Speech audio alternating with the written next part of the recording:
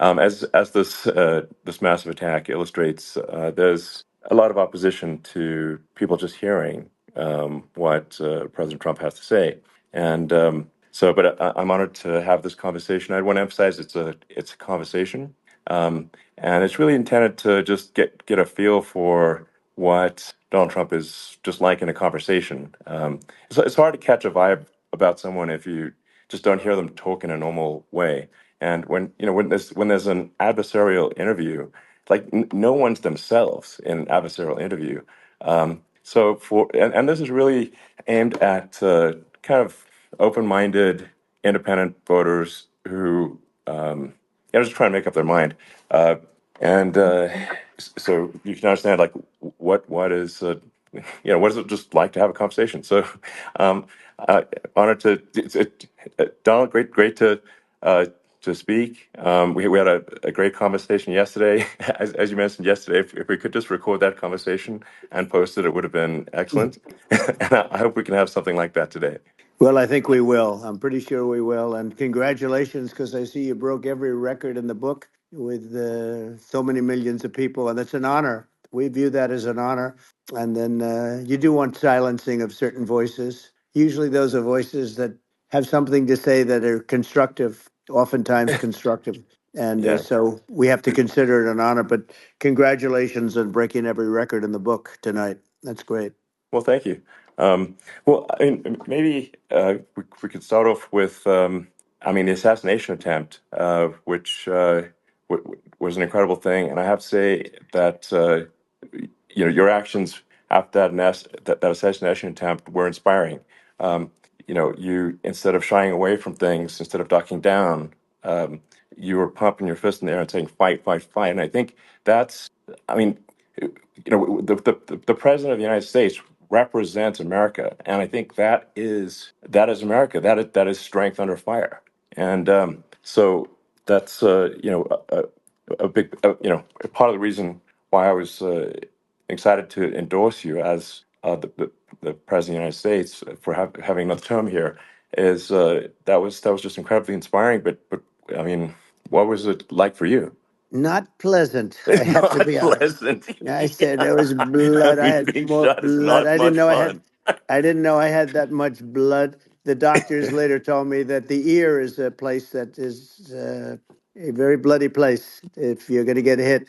But in this case, it was probably the best alternative you could even think about because it went at the right angle, and it was a hard hit. It was very, I guess you would say surreal, but it wasn't surreal. I was telling somebody you have instances like this or like a lot less than this where you feel it's a surreal situation.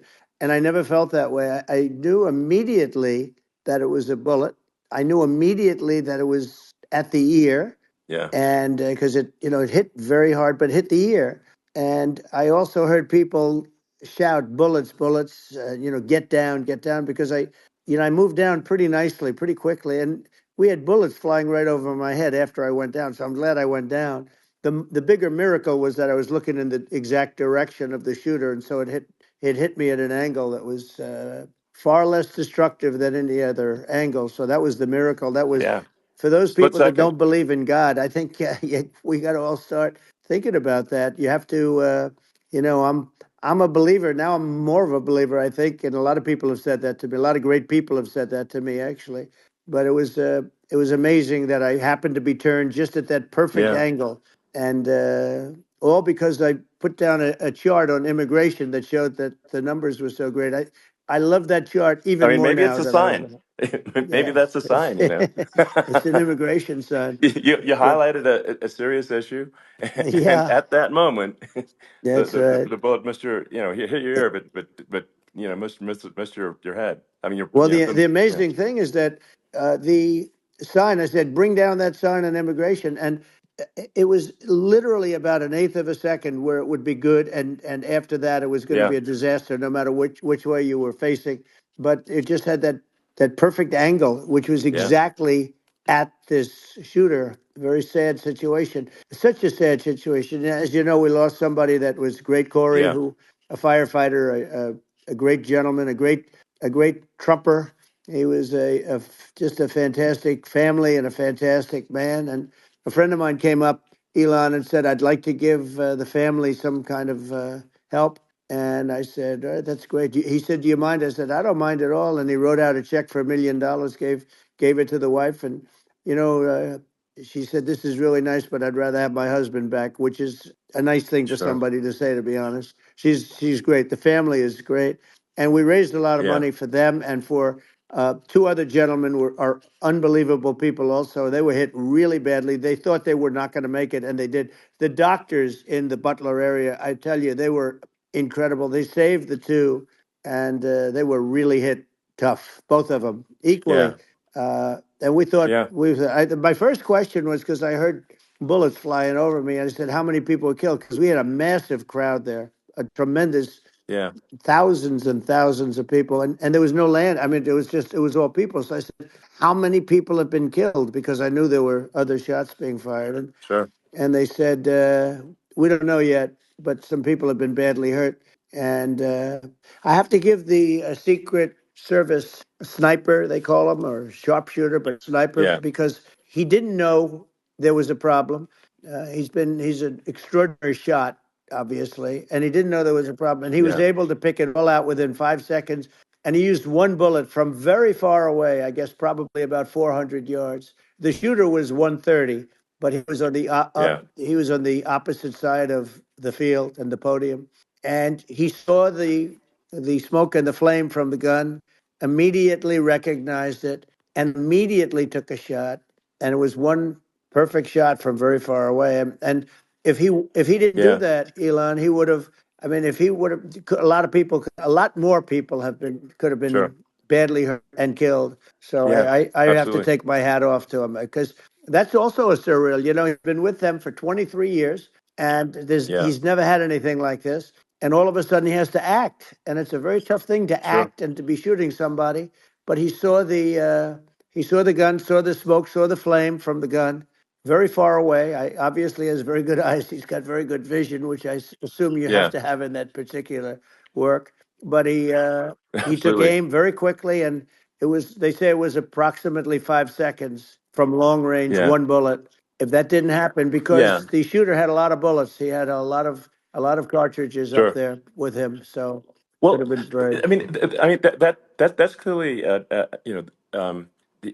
he was very confident in taking that shot to stop the attempted assassination. But I mean there does seem to be I mean some pretty significant failings elsewhere in the system. Like there's just no way that like how on earth does a shooter get on a roof 130 yards away?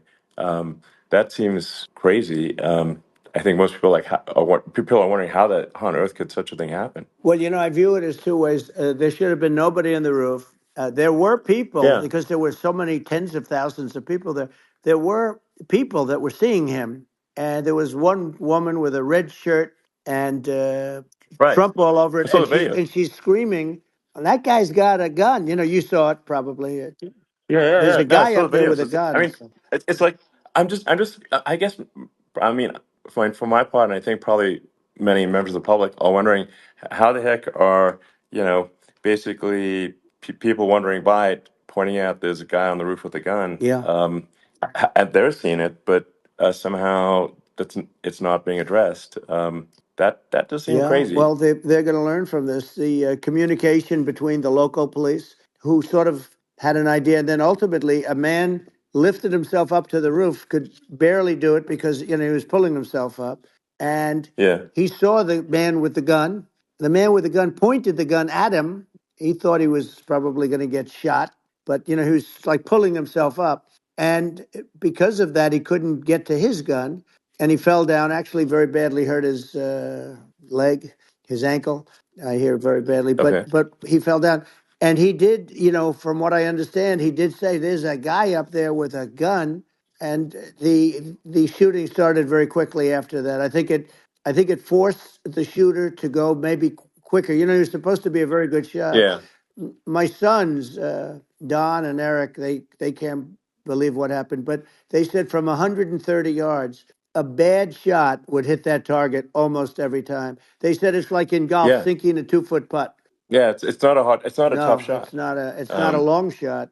The Secret Service person had the long shot. He had a triple the yeah, distance actually. So it was a terrible thing. Look, uh, it's hard. I have to say this about the Secret Service. When I went down, and I went down based on I think they're screaming, but other people also because people saw this happen. You had so many people. One of the miracles was that nobody ran. I mean, if a gun goes off, the crowd yeah, control people showed us this. When guns go off, and it does happen in stadiums at a soccer match or some kind of a match, everybody flees. They call it a stampede, like cattle. But everybody, and a lot of yeah, people get killed with those stampedes. We had sure, more people than you'd have at some of these matches or these games, and nobody left. You had a small group behind us in the grandstand, and that was full, and you look at it as it was taking place, and normally they'd be running. They didn't leave. They saw that I was hurt. They saw a lot of blood, and they saw that I went down. And it's almost like they wanted to be with me. Well, out front, you had thousands, tens of thousands of people. As far as the eye could see, you had people in Butler, as far as the eye could see, and uh, yeah, and a lot of press too. There was many cameras on watching this.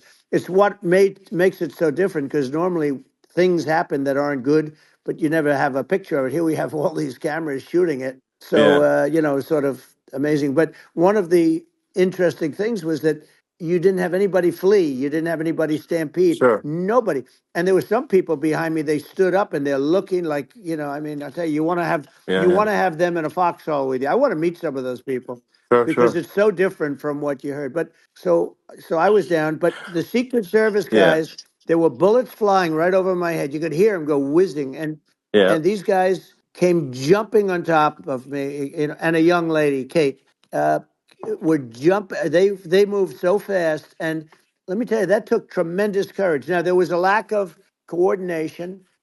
There was, obviously everybody understands that somebody that building should have been covered, and yeah, yeah. that was I the think big that thing. like, I mean, looking at the aerial views, that building would be like the number one spot for a sniper. I mean, it's like the if you were to pick like what is the favorite, what if you so if the goal is to assassinate, what's your favorite spot? That building, the You're roof of right. that building would be number one. That would have been the spot. It's like you can ask for a better No, location. It's like number no, that one. would have been the spot. Um, You know what people think yeah, is when the local policeman, who, by the way, he really he did what he was supposed to do. He couldn't hold on any longer, and then when he got yeah, his head just peeking above, this guy standing there with a gun at his head, and when he fell down again, hurt his ankle very badly. But he was making the calls. But what happened is the firing took place very soon. So what they yeah, think is that this guy ran to his site, which he had all planned out with the gun. He ran to the site and he started shooting fast, and maybe that's why he sort of missed. I mean, he uh, yeah. But he as you got said, me, but he it would have could have hit. If been I mean, could have been a much yeah. bigger problem. But he totally would have hit if you hadn't turned your head. So like there was it was a very near It thing. was a So miracle. If I hadn't um, turned my head, yeah, I would not be talking to you right now. As much as I like you, exactly. I would not. Yeah, I would well, not be talking to you. maybe talking to me from another realm, perhaps. Yeah, that's Um, right. We'd be talking from a so different place. But it was a very terrible experience. The Butler Hospital, they did such a great job.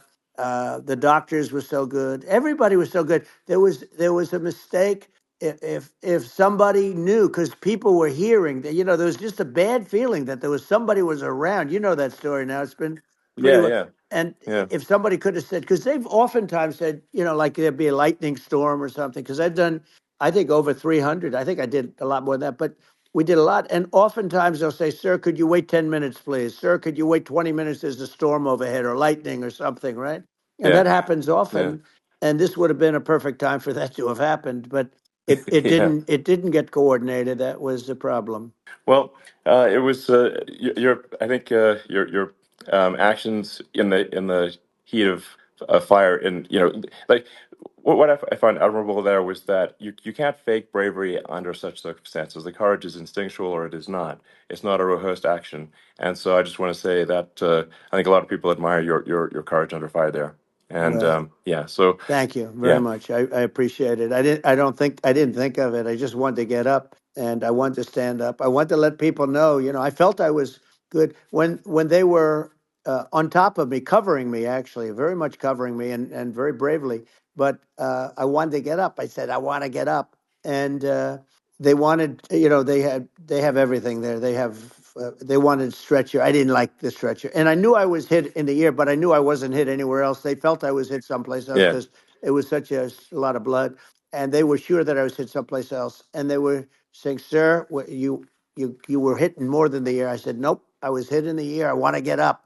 Let me get up." And so I got up, and the crowd didn't know what to think. I mean, this was so many people, and you could see they were confused. They didn't know what to think, and I wanted to let them know I was okay. It was very important for me to let them Yeah. know that, and they went wild. You've seen the after. They didn't go wild when I Yeah. got up because they didn't know, was I alive. You really couldn't tell when I stood up before the hand, before the fist in the air. Uh, they didn't know if I was alive. Nobody did. And when I put the fist up, they were just relieved and happy and thrilled, and the place went crazy. It was pretty amazing. Yeah. It was a Well, terrible thing, but it it was was pretty amazing. incredibly moving. Yeah. Well, and I mean, speaking of the sort of slide that got you to turn that saved your life, really, was the illegal immigration Right. slide. Maybe this, That's right. maybe this is worth talking about that, It since was. It was. that slide You're saved your right. life, No, basically. the illegal immigration saved my life. You're right, but it was, and I I had to know be at that's that the. exact angle. I mean, that's a great one. Saved by illegal You know, immigration. the That's incredible sad. thing though, when you talk about the odds, you had to be exactly at that angle. But the incredible Yeah. thing is that the chart, I used it less than 20% of the time. It was just a moment. Yeah. It's always on my left, never my right, and it's always at the end of the speech. So here Yeah. we have it. It's on the right, not the left. It's at the beginning, not the end. And even the people that put it up, they were unprepared, and they did a great job. They got it up immediately, fortunately. But I looked to the right, and the bullet came whizzing by, hitting my ear. So it was amazing. But when you think of the odds of that, and Yeah. Yeah. that normally you wouldn't use it. Normally I wouldn't have the thing, and then it would Yeah. have been a very different story. It's very much, I say, an act of God. It's a miracle that it happened, and I'm Sure. honored by it. I'm honored by it. Well, what were you about to say about illegal immigration before you were rudely interrupted with a Well, I was bullet? going to say how good the numbers were. By the way, we're going back to Butler, and we're going to go Great. back in October. We're all set up, and the people are fantastic in Butler. It's a great area. Great, these are incredible people. Like the three that, in the case of Corey, killed, and the other two, the families are. I got to know them a little bit, and the families are great. But we're going back to Butler, and I think I'll probably start by saying, as I was saying, As you were prior to saying, being exactly. so So, horribly interrupted. yeah. But Yeah. So rudely interrupted by an yeah, assassination so it was, attempt. but no, but the chart, Some people have no manners. Elon, the chart was just a chart that in my last week we had the best illegal immigration numbers, meaning stopping. It was at the lowest. You've seen the chart; it's become quite a famous Yeah. chart. Yeah. But that was the lowest Yeah. point ever recorded. It was a really, I mean, I was very proud of those numbers. And then you see what happened with these people, Kamala and Joe. You see what happened. They just let it go. I had remain in Mexico policies. I had all these different policies that was so good.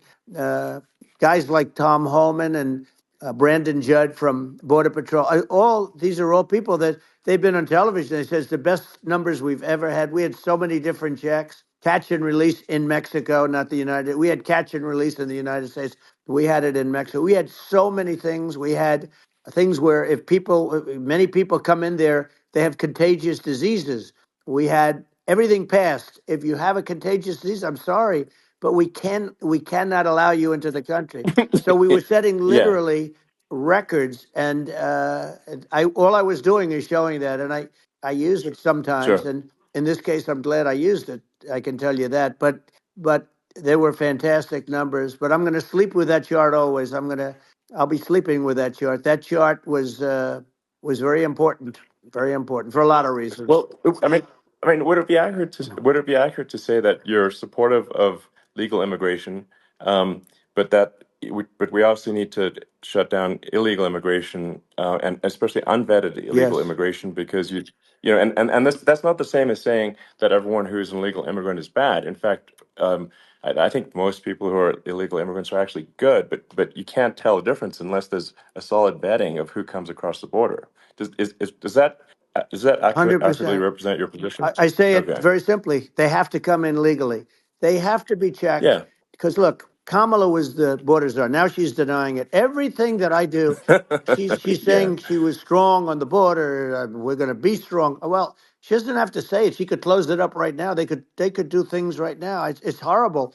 Uh, no tax on tips, and all of a sudden she's making a speech and there will be no tax on tips. I said that months ago. And by the way, they had just the opposite. They had not only tax on tips, but they hired 88,000 IRS agents, and many of them were assigned to go get waitresses and caddies and all of this on tips. They have a policy. They had a policy that they were really going to go after you and were really harassing people horribly.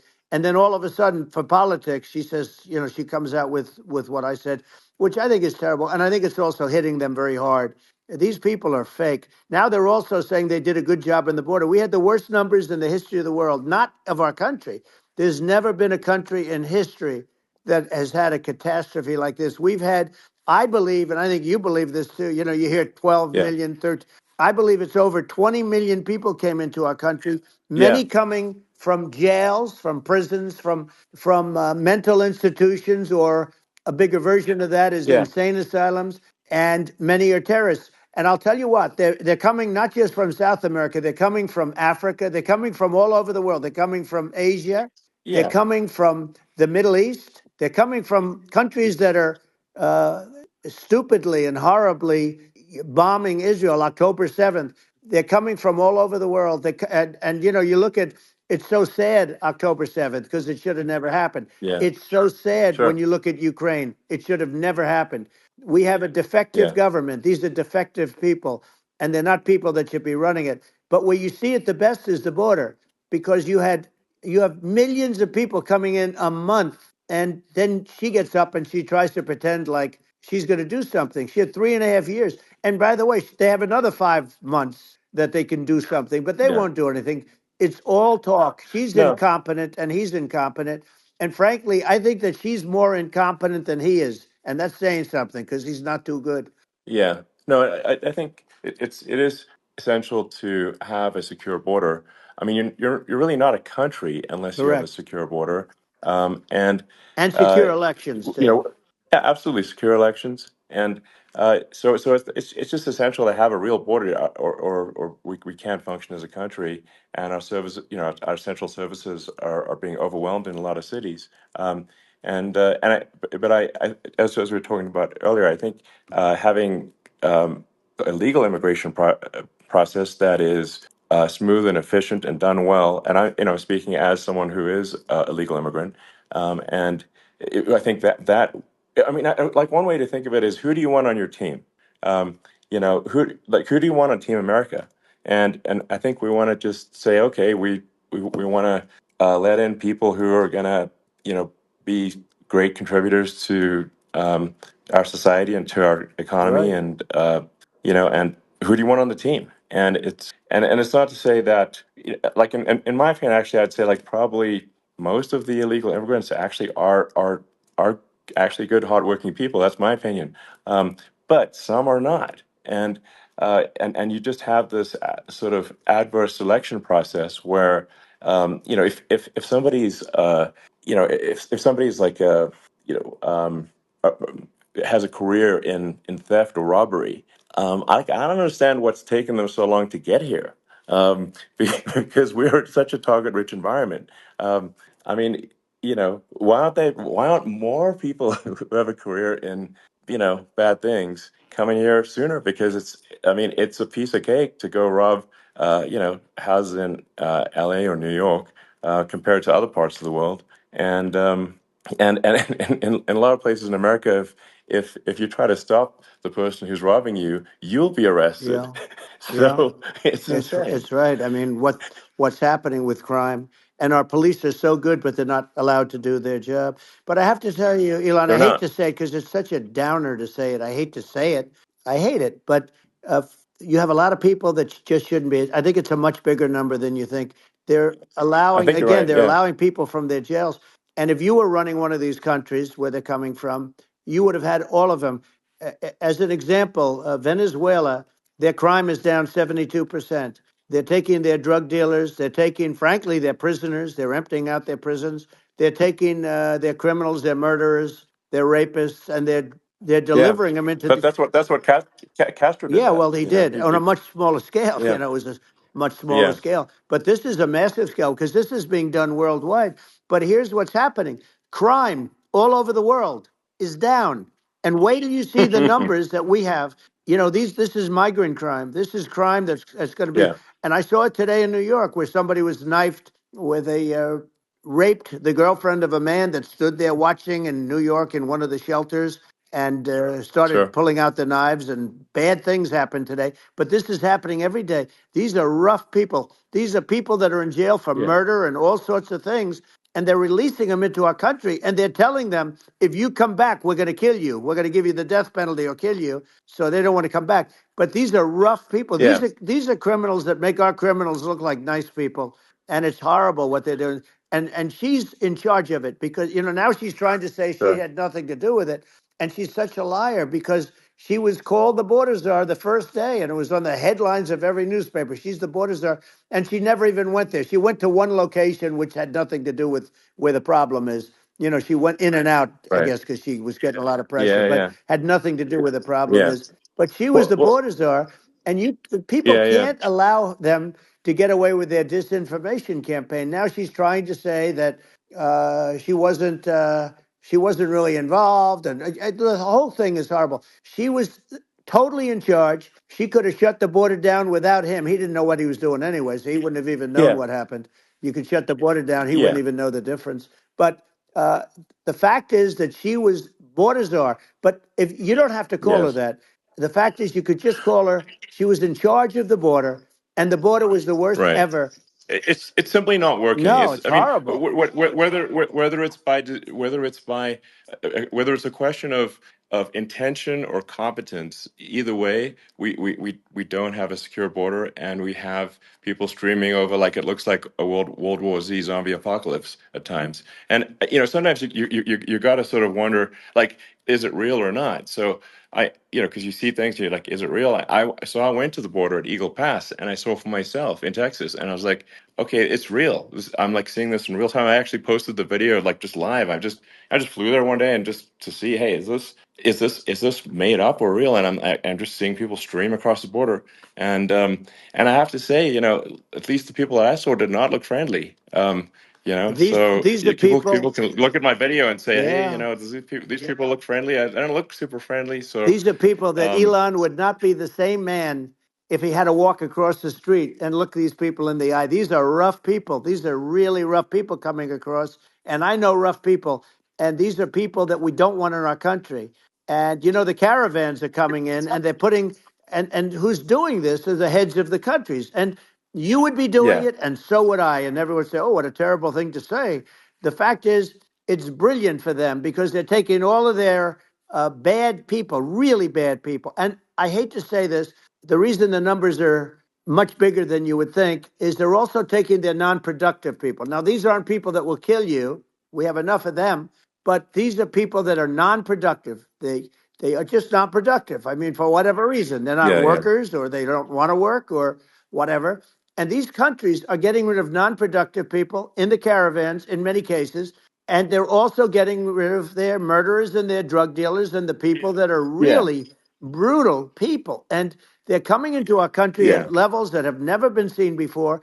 And I saw an ad just before I got on the air.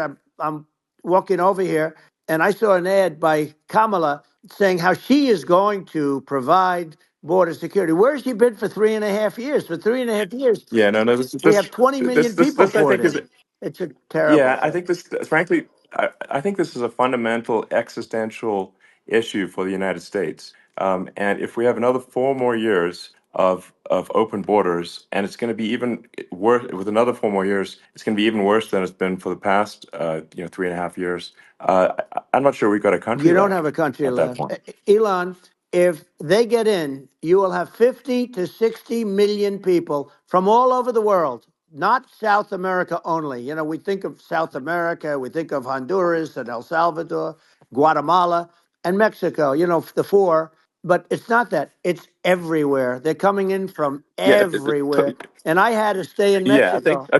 this is a super important Yeah. point. Like people, it's like basically when I went down there, I was like, well, where are people from? It's like almost no one was from Mexico. To No, be clear, Mexico it's less, it's just it's just less it's of just the the others. border. It's just the border with Mexico. But the people coming in, it's Earth, the rest of Earth, and America is only about 4 or 5% of the population of Earth. It would only take a few percent of the rest of Earth to overwhelm everything in the We're U.S. already So overwhelmed, Elon. We're overwhelmed. You had to see the news tonight about New York. New York, and I love that place, and what they're doing to it is horrible, what they're doing to it. And all the courts do is they yeah, try and focus on Trump. Okay, let's focus on Trump, who did nothing wrong. I complain about a rigged election. Elon, what's happened is unbelievable. You have from Africa, from the Congo, they're coming from the Congo, and 22 people came in from the Congo recently, and they're murderers, and they're dropped. They drop them. They take them out of jails, which is very expensive, you know, to maintain the jails. Although they don't do too much maintaining, I can tell you. But they take them out of jails, prisons. They take them out and they bring them to the United States. They deposit them in the United States and say, "Don't ever come back, or you're going to be executed." And they don't want to come back, but they won't come back. sure. But they're coming from Africa. They're coming from Asia. They're coming from the Middle East. They're coming from South Well, America. just They're Earth, coming from rest of Earth, everywhere. basically. And there are a lot of Yeah, really everywhere on bad Earth. ones. It's just an everywhere on Earth thing, and it's just not possible for the United States to absorb everyone from Earth, or even a few percent of the rest of Earth. It's just not possible. Well, So Elon, we're going to have that's just to yeah. finish this up, we're going to have the largest deportation in history of this country, and we have no choice. Otherwise, we're going to have a country what they've done to our country. Think of it with in Venezuela and in some of these other countries, crime is down 50, 60, 70, 80%. And you would be the same. You would have. Yeah, I'll yeah, tell you what, Venezuela has not gotten rid of all of them. They've gotten rid of about 70% of their really bad people. Their jails are about 50% put into the United States. Same with other countries. Some sure. are at 30%, some are at 50%. They're all different.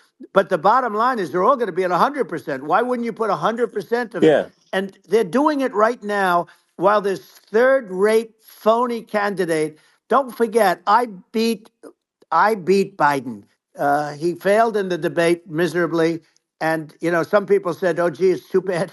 It's too bad he did so badly, or I did well in the debate. The first night they said, wow, one of the people at CNN said that was the greatest debate performance I've ever witnessed. And then 2 days later, they didn't talk about that. They just said he was bad. But that's okay. That's the way I get treated. And I don't mind that at all. What I can tell you is this: we cannot have a Democrat. We cannot have her. She's incompetent. She's as bad as Biden in a it's different. Look, yeah. she hasn't done an I mean, interview since this yeah, whole scam started. well, And say what you want. This yeah, was a coup. This was a coup of a president of the United States. He didn't want to leave, and they said we can do it the nice yeah. way or we can do it the No, hard way. yeah. Not. I mean, they just took him out back behind the shed and basically shot him. Oh, what they did Biden. with this guy, So and I'm no yeah. fan of his, and he was a horrible president, the worst president in history. And one of the reasons he was so bad, first of all, the Israeli attack would have never happened. Russia would never have attacked Ukraine, and we'd have no inflation. And we wouldn't have had the Afghanistan mess, if you think of it, Well, and we wouldn't have had yeah. Afghanistan. But we think of it, Well, yeah. you take a few of those events away, and we have a different world. We would also have No, no no, you're. Yeah. inflation was caused by oil. Yeah, no, no. I think you're making an excellent point here, which is that when other countries can, that are, are thinking about invading or doing bad things, when they're thinking about that, they're thinking about, okay, what's the American president going to do, and do they fear the American president, or is there someone they do not respect or and do not fear? And I think they would. they rightfully be. I mean, look at that the footage of the assassination. They're like, okay, you know, uh, President Trump is like, don't mess with me. I mean, that's like, but whereas I think people are not going to be, and they obviously have not been at all intimidated by Biden, and they certainly will not be intimidated by Kamala. And you have to really think of that in the context of global security. That if the American president is someone that evil dictators are scared of, that makes a huge difference to the security of the world. So I had a good relationship with Putin, despite the Russia hoax that lasted for over 2 years. Just a hoax created by Hillary Clinton and Adam Shifty Schiff, some just bad people, just sick people. Frankly, I mean, Schiff is a sick person. He's going to end up probably being a senator. It's hard to believe. The whole thing is hard to believe. But they put our country in danger with that stuff too. They actually, when they make up stories, and you have to fight your way out of it for a long time. But I know Putin very well. I got along with him very well. He respected me, and it's just one of those things. And we would talk a lot about Ukraine. It was the apple of his eye. But I said, don't ever do it. Don't ever do it. I shut down Nord Stream 2. That was the big oil pipeline, the biggest, I think, the biggest pipeline in the world going all over Europe. I shut it down.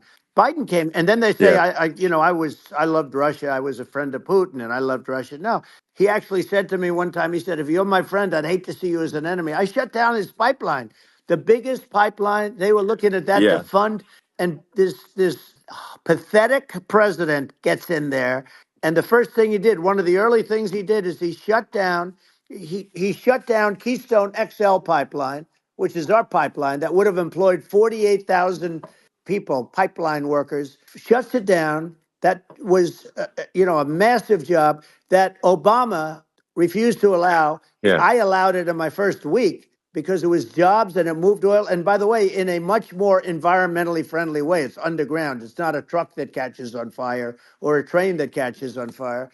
But think of it. He shut down the XL pipeline, the Keystone XL pipeline. He yeah. shuts that down and he approves the Russian pipeline, It doesn't make any right? sense. It's like it's inconsistent. Certainly but I mean, I think it's just worth emphasizing to listeners the the immense importance of whether the United States president is intimidating or not intimidating, and how much that matters to global security. Because there's some real tough characters out there, and if they don't think the American president is tough, they will do what they want to I do, know every one of and them. it puts the whole Yeah. world in danger. Elon, I know every one It's of a them, big and I know deal. them well. I know Yeah, Putin. I know President Xi. I know Kim Jong Un of North Korea. I know every one of them. And let me tell you, people will say, "Oh, this is terrible." He said, "I'm not saying anything good or bad. They're at the top of their game. They're tough. They're smart. They're vicious, and they're going to protect their country. Whether they love their country, they probably do. It's just a different form of love, but they're going to protect their country. But these are yeah, tough people at the top of their game. And when they see a Kamala or when they see Biden, Sleepy Joe, they can't even yeah, believe it. They can't believe this happened. All the stuff that you're seeing now, all the horror that you look at Israel, they're all waiting for an attack from Iran. Iran would not be attacking, believe me. When I was there, and I say it with respect because I think we would have been good with Iran. I don't want to do anything bad to Iran, but they knew not to mess around. Iran was broke because I told China, if you buy from Iran oil, it's all about the oil. That's where the money is. But if you buy oil from Iran, you're not going to do any business with the United States. And I meant it. And they said, we'll yeah, pass. yeah. They didn't buy oil. Other countries, likewise. Sure. You want to buy, you're not doing business with the United States. And they were at a point where they had no money for Hamas. They had no money for Hezbollah. They had no money for any of these instruments of terror. And it was amazing. In fact, there were articles when I was leaving, which is hard to believe, actually, especially when you look at what's happened to our country. Our country is so bad right now. It's such a different place. We were respected. Think of it. 4 years ago, we were so respected to a point where when I said don't buy oil, they didn't buy oil, but they had no Yeah, money, yeah, and Israel would have never been attacked. Zero chance. And again, I said to Vladimir Putin, I say, don't do it. You can't do it, Vladimir. You do it, it's going to be a bad day. You cannot do it. And I told him things that what I do, and he said, no way. And I said, way. And it's the last time we ever had the conversation. He would never have done. I got along well with him. I hope to get along well with him again. Getting along well with them is a good thing, not a bad thing. I got along well with Kim Yeah, Jong Un when I met with President Obama just before entering. It's a sort of a ritual. And I sat down with him and we talked. It was supposed to be for a very short period of time. It turned out to be a long period of time. I said, "What's the biggest problem?" He said, "North Korea."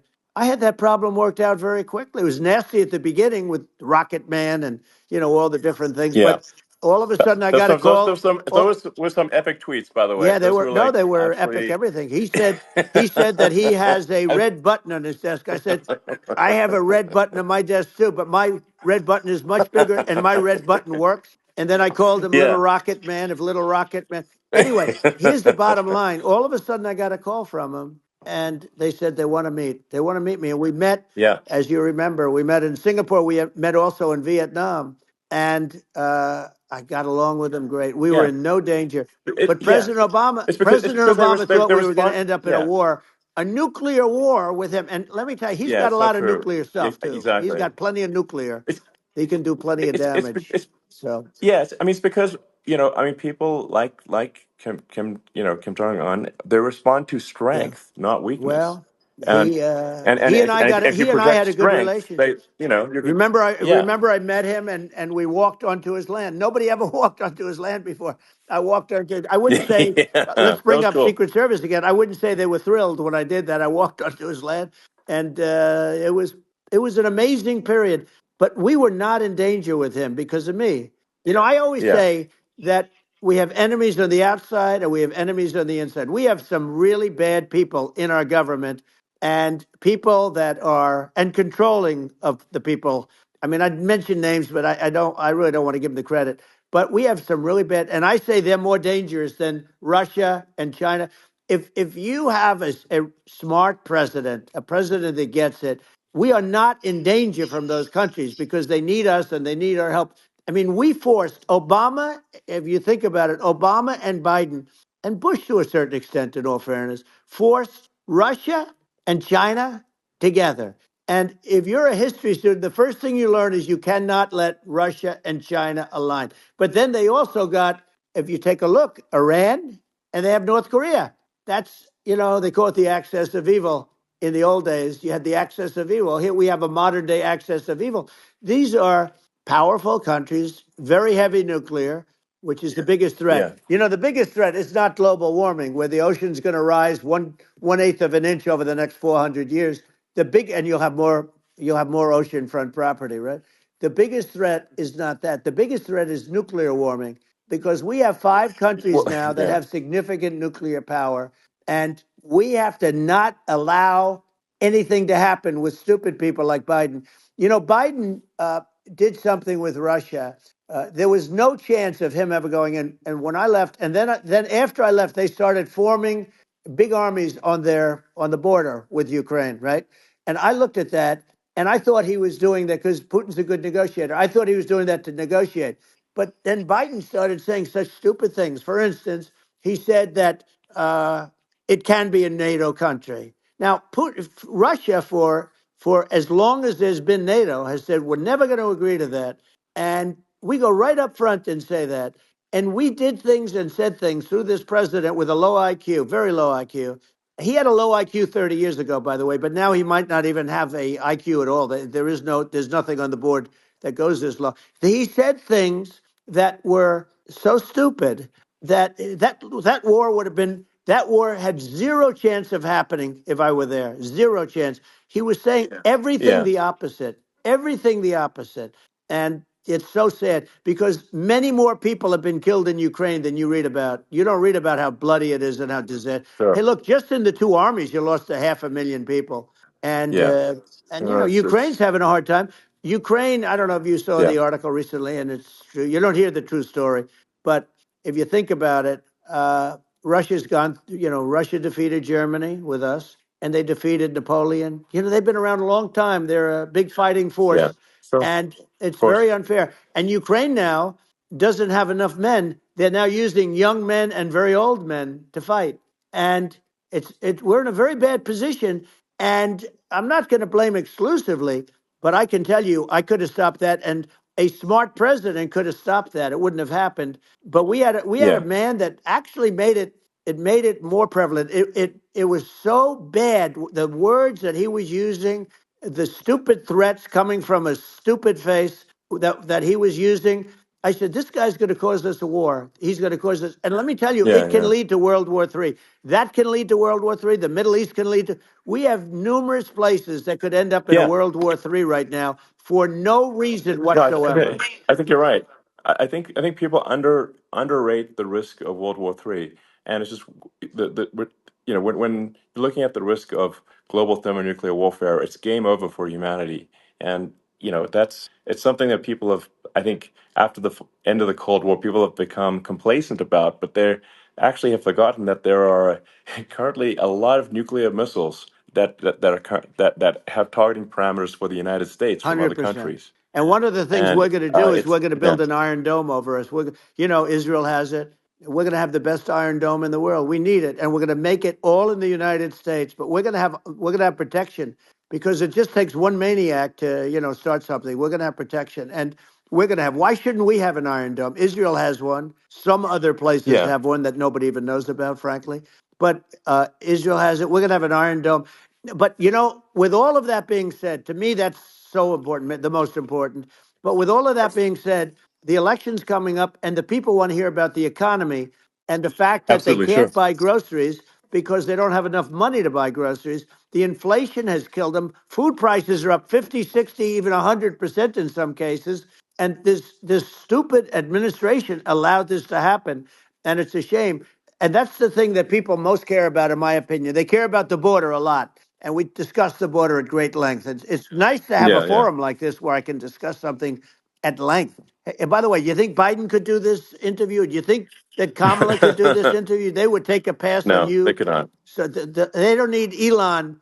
They don't need Elon screaming out questions. It's pretty sad when you think that somebody that does this for a living can't answer a question or is afraid to do an interview. And in her case, with a very friendly interview, she's got all friendly interviewers. It's pretty sad. Yes, But the absolutely. big thing now is the Well, economy, Elon. yeah, And as much as yeah, I mean, I view nuclear as the single most important thing, but a lot of people don't. A lot of people don't understand that, but it doesn't have to.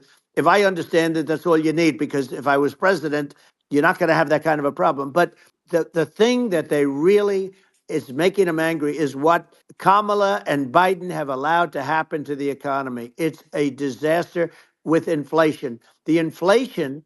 It yeah, doesn't matter what you make. The inflation has eaten you alive. If you're a worker or if you're just a middle income person, you can't afford.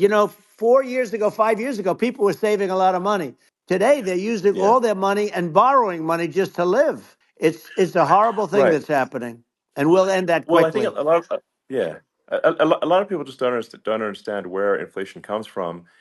Inflation comes from government overspending because the checks never bounce when it's written by the government. So if the government spends far more than it brings in, that increases the money supply, and if the money supply increases faster than the rate of goods and services, That's right. that's inflation. So really, we need to have we need to reduce our government spending, and we need to re-examine. I think we need like a government efficiency commission to say like, hey, where are we spending money that's sensible? Where is it not Right. sensible? And we need to live within our means. We're currently adding, I think, $1 trillion to the deficit every roughly Right. every 100 days. That's right. And the interest payments on the national debt have now exceed the defense budget. It's on the order of It's $1 trillion, and interest. it keeps Yeah, I growing. rebuilt our military, largely rebuilt our military, did a great job on it, which was so important. We had jets, we had fighters that were, and bombers that were 70 years old. And we did a great job in that. Then by the way, then we gave 85 billion of it back to Afghanistan, if you can believe it. We gave them 85 billion. They're one of the largest sellers Yeah, of military equipment in the world. They're selling what we gave them. That was one of the most embarrassing days in the history of our country. But if you think about let's go back to the economy. We have to bring energy yeah, prices down. Energy started it. The price of gasoline. Now your cars don't require too much gasoline, so you have a good, and you do make a great product. I have to say, I have to be honest with you. Thank That you. doesn't mean everybody should have an electric car, but these are minor details. But your product is incredible. But but the Thank you. gasoline, Elon, is the cost of energy. Not only gasoline, it's the cost of heating your house and cooling your house. That has Sure. to come down. It's gone up 100%, 150, and 200%, and that has to come down. When that comes down, and we're going to Yeah. drill, baby, drill. They stopped drilling, and then they went back to drilling because they went back to the Trump policy. But if they won the day after they get into office, we're going to this country will go out of business because they're going to go to an energy policy that's not sustainable, wind and different things. You're not going to have anything. Yeah. And I know you're a big fan of the AI, and I have to say Yeah. that AI, and this is shocking to me, but AI requires twice the energy that the country already produces for everything. So you're going to have to build. We're going to have to build a lot of energy if our country will be competitive with China, because that's our primary competitor for this on the AI. You're going to Sure. need a lot of Well, I mean, electricity. You're going to need tremendous yeah. electricity, like almost double what we produce now for the whole country, if you can believe it. Sure. Well, just going, back to this, like this basic thing, which that people try to make it sound complicated, but it's not. But inflation is caused by government Right. overspending.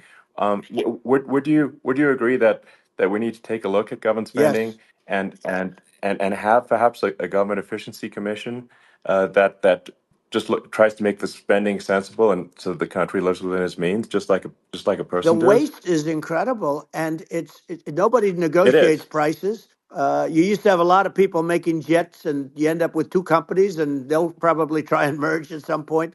I mean, I went through it like Air Force, just a thing like Air Force One. One of the first documents they asked me to sign, a general walks in, "Sir, would you please sign this document?" And what is it?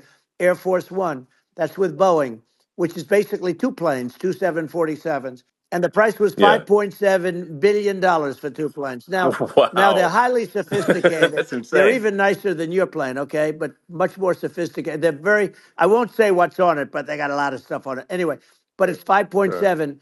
I That's a crazy It's a number. crazy number, but I said, I'm not going to pay 5.7. I'm not going to do it. I said, who made the deal? Obama and his people. I said, well, then I know the deal's no good. I'm not going to do it.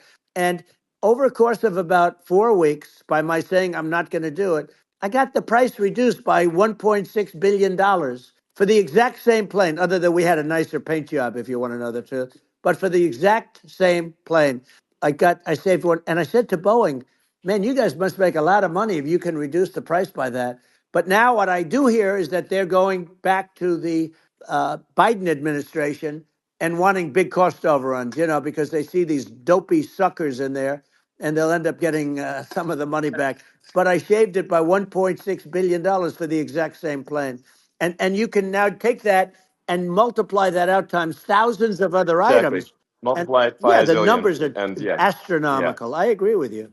Well, I mean, if so, I think it would be great to just have a government efficiency commission that takes a look at these things and just ensures that the taxpayer money, the taxpayers' hard-earned money, is spent in a good way. And I'd be happy to help out on such a commission I'd if love if it. it were formed. Well, you're the greatest cutter. I mean, I look at what you do. You walk in and you just say, "You want to quit?" They go on strike. Yeah. I won't mention the name of the company, but they go on strike, and you say, "That's okay. You're all gone. You're all gone." So every one of you is gone, and you are the greatest. You would be very good. Oh, you would love it. But if you look at Argentina. Well, I'd be happy to Yeah, by help the way, out. congratulations. I Yeah. just looked at the number of people that are listening to you and I chat. We'll call it a chat, but Yeah. congratulations. This is very good. I mean, it's great. And you're an interesting character. The new head of a place called Argentina, and he's a big, Malay's awesome. he's great. And Yeah. he's a big MAGA fan, that he ran on MAGA. And he took it to an extreme too. He ran on MAGA, and I hear he's doing really a terrific job. It's called Make Argentina Great Again. It worked out perfectly. He came in, he bought a lot of hats, he brought over, but he's doing a big job. He really cut. And I'm hearing Yeah. they're starting to do pretty well. Inflation's getting down. They had like Yes, exactly. 2,000%. And they had inflation like not normal inflation. They had the real deal.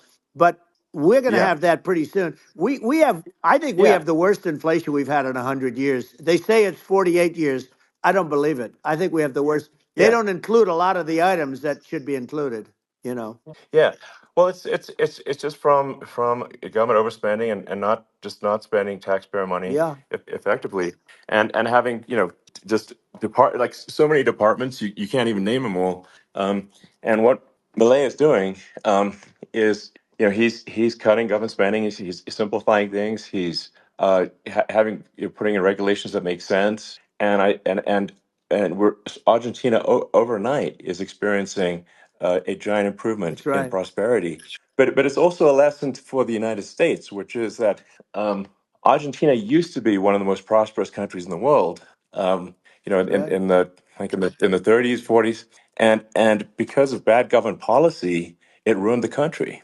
And if you take Venezuela, for example, Venezuela should be incredibly prosperous. They have phenomenal reserves of everything, oil, everything, and it should be prosperous. But if the government's wrong, it impoverishes the people. And so I think we should not be complacent in the United States and thinking that and taking our prosperity for granted, because if with bad government policy, we can run the country into the ground.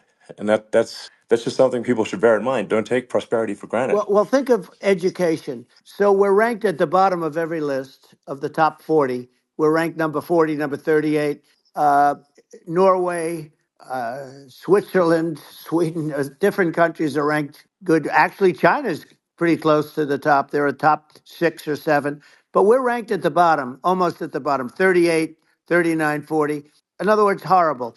And yet we spend more per pupil than any other country in the world. So we spend more. And what I'm going to do, one of the first acts, and this is where I need an Elon Musk. I need somebody that has a lot of strength and courage and smarts. I want to close up Department of Education, move education back to the states, Yeah, where states like Iowa, where states like Idaho, not every state will do great because states that basically aren't doing good now. You look at Gavin Newsom, the governor of California. He he's terrible. He does a terrible job. So he's not going to do great with education. But of the yeah, 50, I would bet that 35 would do great, and 15 of yeah, them, or 20 of them, will be as good as Norway. Norway is considered great. You can name them. I mean, just they're so good. Some of yeah. these countries are so good.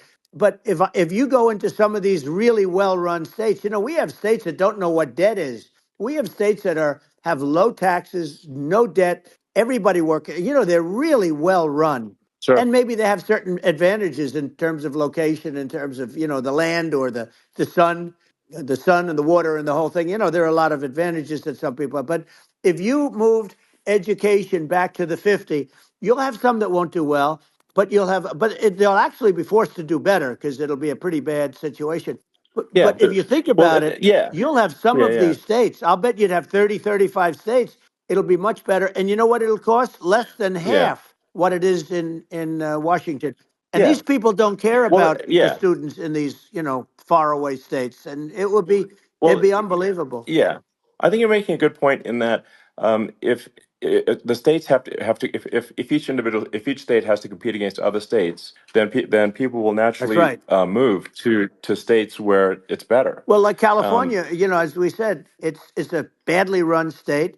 I could go through. I got so many friends that are in those states, even if they're Democrats. I hate to mention certain states, but Illinois is badly run with Pritzker. He's a real loser. yeah, But some of these places are just badly run. But it's almost going to force them to run better, and they won't do a good at initially. But you're not going to do worse than you're doing right now.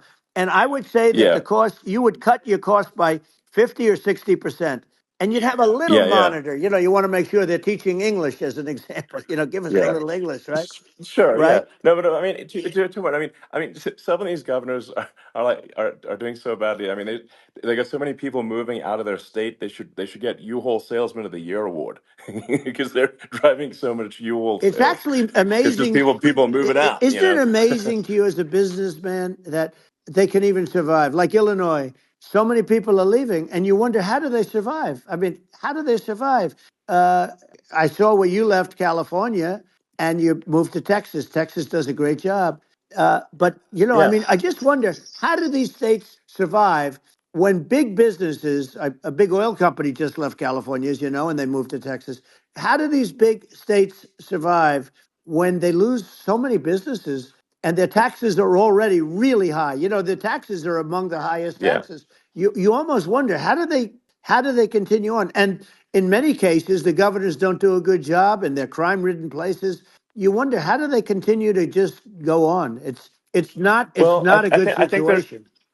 I mean, I think the only thing that's going to force some of these states to change is if they risk bankruptcy and they're not getting bailed out by the federal Right, government. right. Well, you're That's gonna that's you're the gonna only thing have that's going to that. get them to change. You remember the Yeah. area in California where they had that, where I guess somebody had sticky fingers and they stole a lot of money, and they went into a form of chapter, and it was very Yeah. nasty for Yeah. a period of time. But now it's probably the most popular place in all of California. So at some point, something like that may have to happen.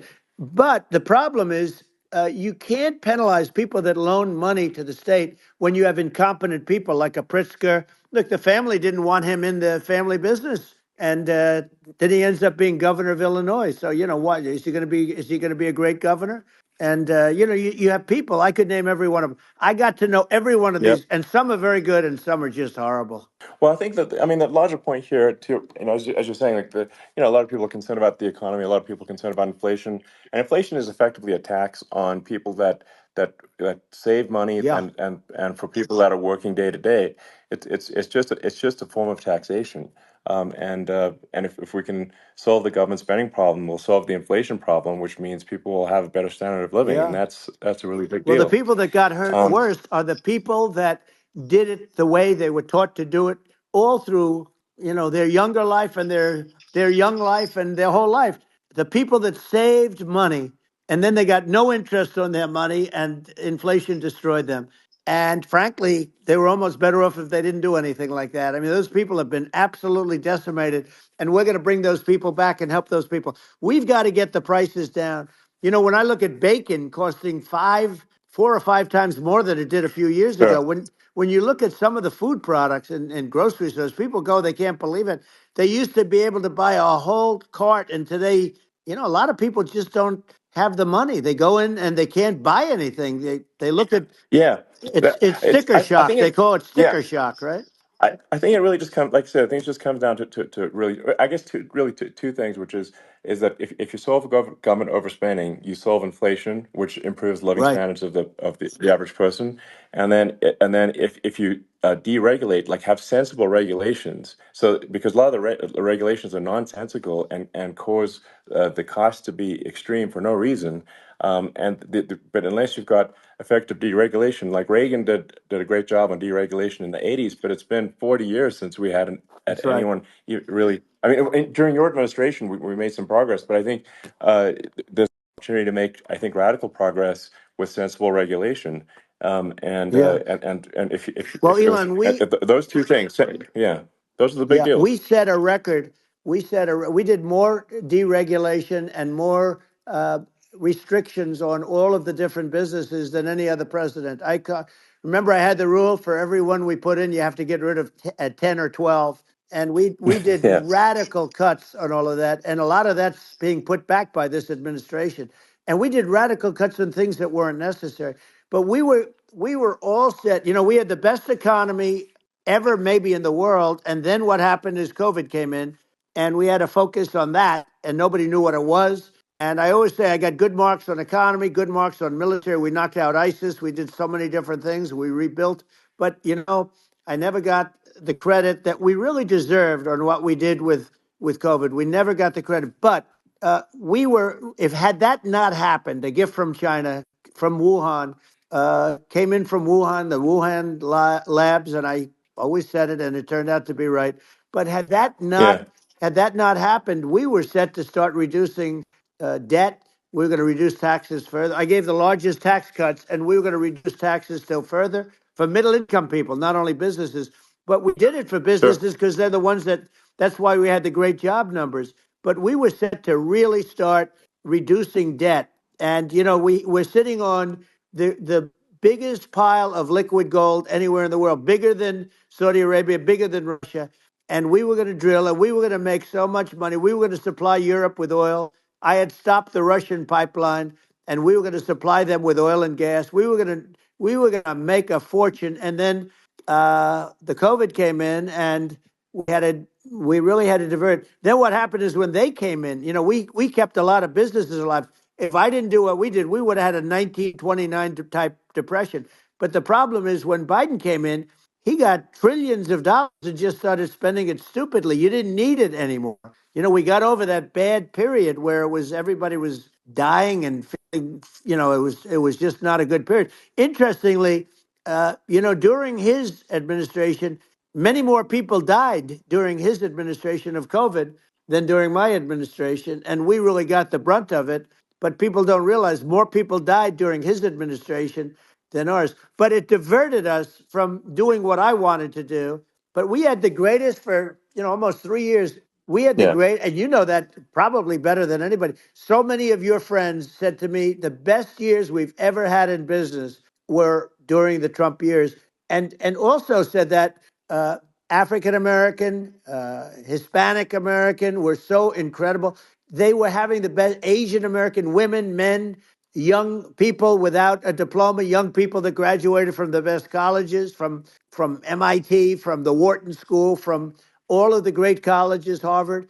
They were doing better, and people without a diploma were doing better, and everybody was happy. And then COVID came, and Sure. we had the problem is they spent trillions and trillions of dollars. They wasted. They shouldn't have taken any money, and we wouldn't be having inflation right now, which is killing our country. Yeah, yeah. Yeah, absolutely. I mean, I should probably say something about like, maybe my views on, climate change Yeah, and oil and gas, because I think I'm probably different from what most people would assume. Because my views are actually pretty, I think, moderate in this regard, which is that I don't think we should vilify the oil and gas industry and the people that have worked very hard in those industries to provide the necessary energy to support the economy. And if we were to stop using oil and gas right now, we would all be starving, and the economy would collapse. So I don't think it's right to sort of vilify the oil and gas industry. And the world has a certain demand for oil and gas, and it's probably better if the United States provides that than some other sure. countries. And it would help with prosperity in the U.S. And at the same time, obviously, my view is like we do over time want to move to a sustainable energy economy, because eventually you do run out of. I mean, you run out of oil and gas. It's not there for. It's not infinite. And there is some risk. I think the risk is not as high as a lot of people say it is with respect to global warming. But I think if you just keep increasing the parts per million in the atmosphere long enough, eventually it actually simply gets uncomfortable to breathe. People don't realize this. If you go past 1,000 parts per million of CO2, you start getting headaches and nausea. And so we're now in the sort of 400 range. We're adding, I think, about roughly 2 parts per million per year. So I mean, it still gives us. So what it means is like we still have quite a bit of time, but so there's not like we don't need to rush, and we don't need to like stop farmers from farming, or you know uh, prevent people from having steaks or Right, basic stuff like right. that. Like you can leave the farmers alone, I agree. in How my opinion. crazy is that where I mean, you have farmers that are not allowed to farm anymore and have to get rid of their cattle, and the whole world is yeah, a that's little silly. crazy, but it's largely taken its lead from us. I just say though, I've heard in terms of the fossil fuel, because even to create your electric car and create the electricity needed for the electric car, fossil fuel is what really creates that at the generating plants. And so you sort of can't get away from it at this moment. I mean, someday you might be able to, but I do hear we have anywhere from 100 to 500 years left. Much of it hasn't even been found yet. Yeah, But there are tremendous, like Anwar. I got Anwar in Alaska approved. Ronald Reagan couldn't do it. Nobody could do it. Everybody tried. Nobody could do it. I got it approved. The first thing that Biden did was unimprove to get rid of it. He ended yeah, it. His secretary went in and she ended it. And what a disgrace. That's Anwar. That's bigger, or they think it could be bigger than Saudi Arabia in Alaska. Could be bigger than Saudi Arabia. but they went in and they terminated it. And I'll get it going very quickly because not only is it big for Alaska, I mean, you talk about economic development, that for the United States, I mean, that is, they say bigger than Saudi Arabia or the same size and pure, Yeah. really good stuff. And, they end it. So I think we have, perhaps hundreds of years left. Nobody really knows. But during I that yeah. during that I mean, time, my something will estimate. come around that will be Yeah. very good. Yeah. Yeah. Well, I mean, and my estimate would be, a little more uh, aggressive than that, but it's not the sort of like we're all going to die in 5 years stuff. That's obviously BS. But I mean, my view is like if you just look at sort of the parts per million that increments every year, you get sort of 2 or 3 parts per million every year of CO2.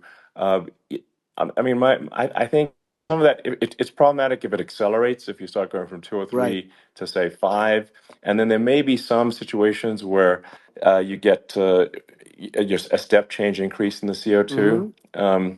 And I think we don't want to get too close to 1,000 ppm because like that's actually makes it uncomfortable to breathe. Like just existing in 1,000 ppm CO2 is uncomfortable. That's like that's considered like an industrial hazard. Right. Just so it's that's actually you start getting headaches and stuff. So it's even without global warming, it's not comfortable to live. So you don't want to get too close to that.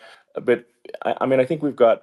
I think we want to just move over and like, and if I don't know, 50 to 100 years from now, we're I don't know, mostly sustainable. I think that'll probably be okay. So it's not like the house is on fire immediately, but I think it is something we need to move towards. And on on balance, it's probably better to move there faster than slower. But like I said, without vilifying the oil and gas industry, and without causing hardship in the short term, I think this can be done without people can still have a stake and they can still drive gasoline Sure. cars and it's okay. It's like it's not. I don't think we should vilify people for it, but I think we should just generally lean in the direction of sustainability.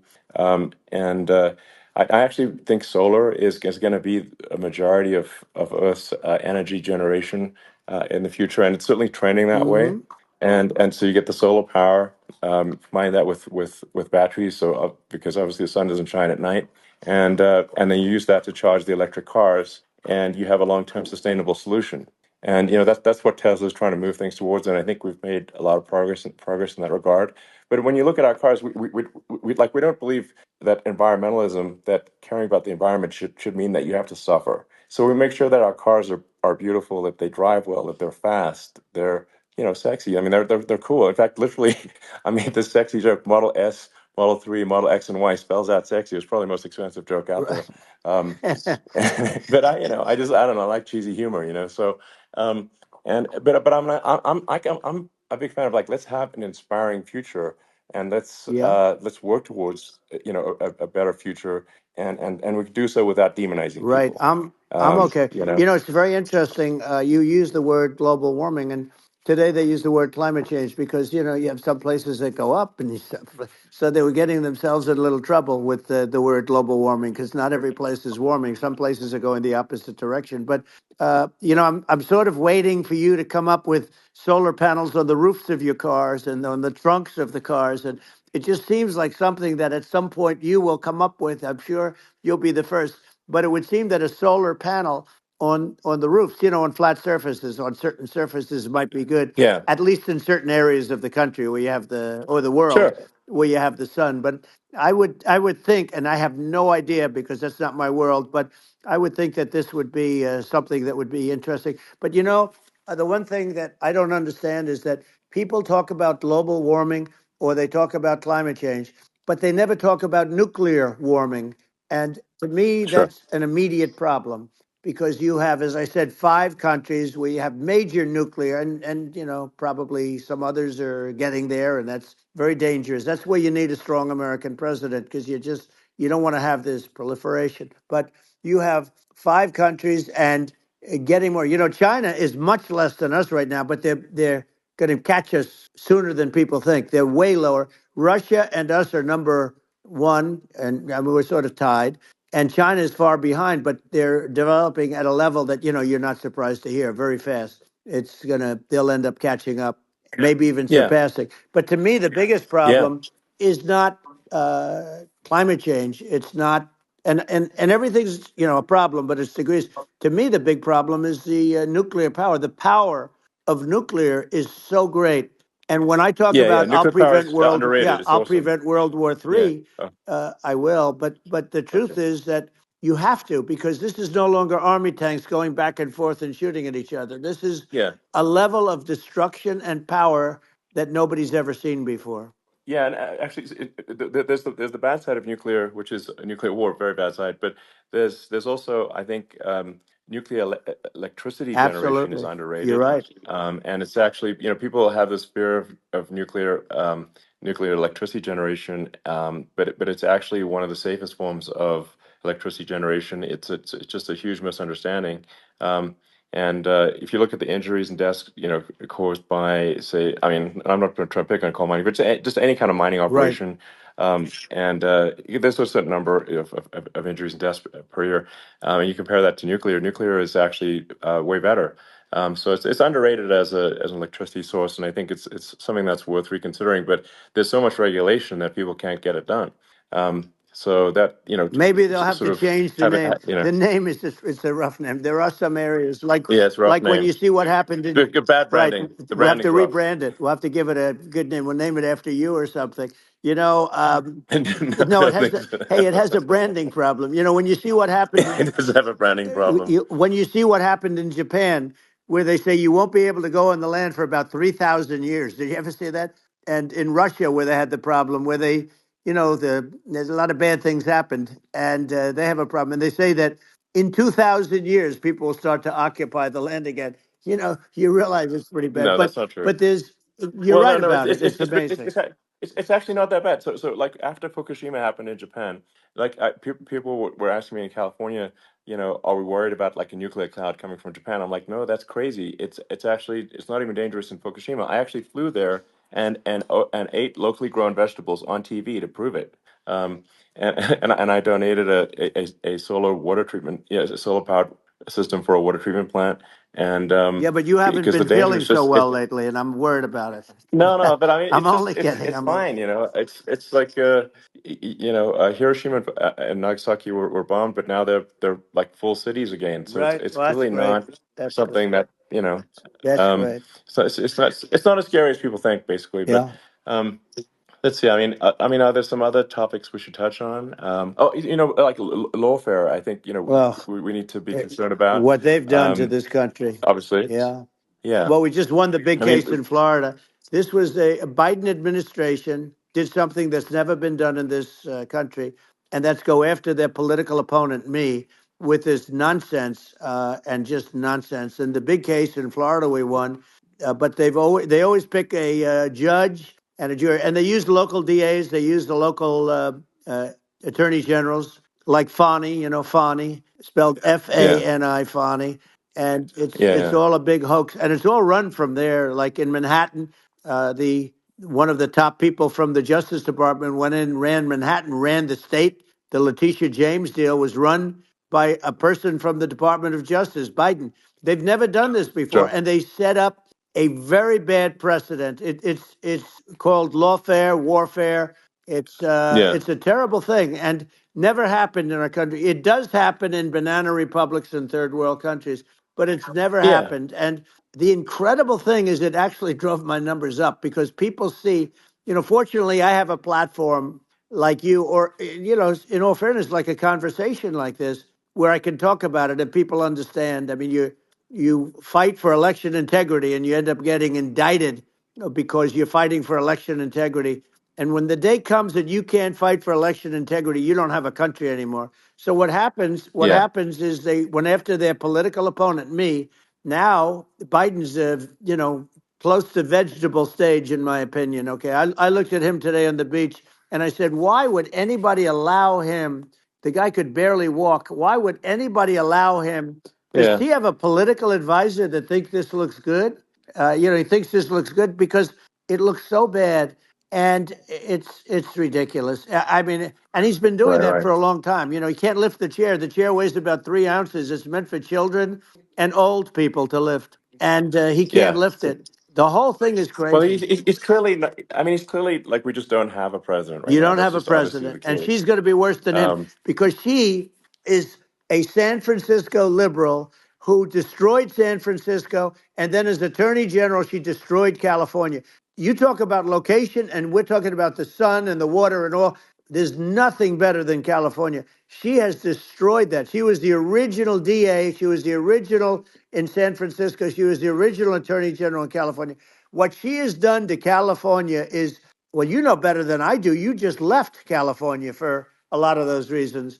And what she's done with crime, with cashless bail, where you kill somebody. I mean, we have states now you kill somebody and they let you out right away. I mean, you don't have to even put up, and then they never find the people unless they kill again, and then they let them out again.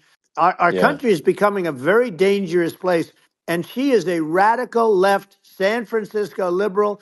And now she's trying to protect. Now she's looking like she wants to be more Trump than Trump, if that's possible. I don't think it's possible, but she wants to be more Trump than well, Trump. yeah, I want a wall. I I want, think that's you know, she yeah, wants to release all the yeah, prisoners that are in detention, and some of these guys are really bad. right. That just came Yeah, I out just saw today. that.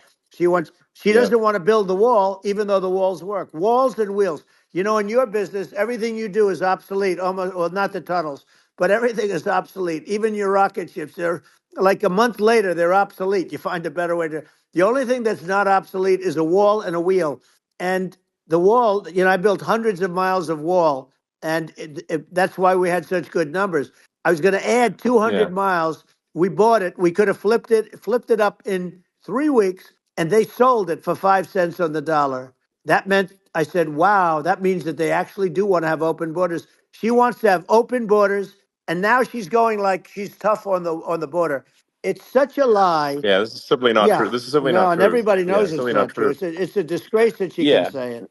No, I mean, obviously, what's happening sort of overnight is they're rewriting history and making Kamala sound like a moderate when in fact she is far left, like far, far Worse left. than Bernie Um, Sanders. She is considered more yeah, liberal by far than Bernie Sanders. She's a radical left lunatic. And if she's going to be our president, very quickly, you're not going to have a country anymore. And she'll go back to all of yeah, the things that she believes in. She believes in defunding the police. She believes in no fracking, zero. You don't. Now all of a sudden yeah, she's yeah, saying, "No, I will. I really want to see fracking."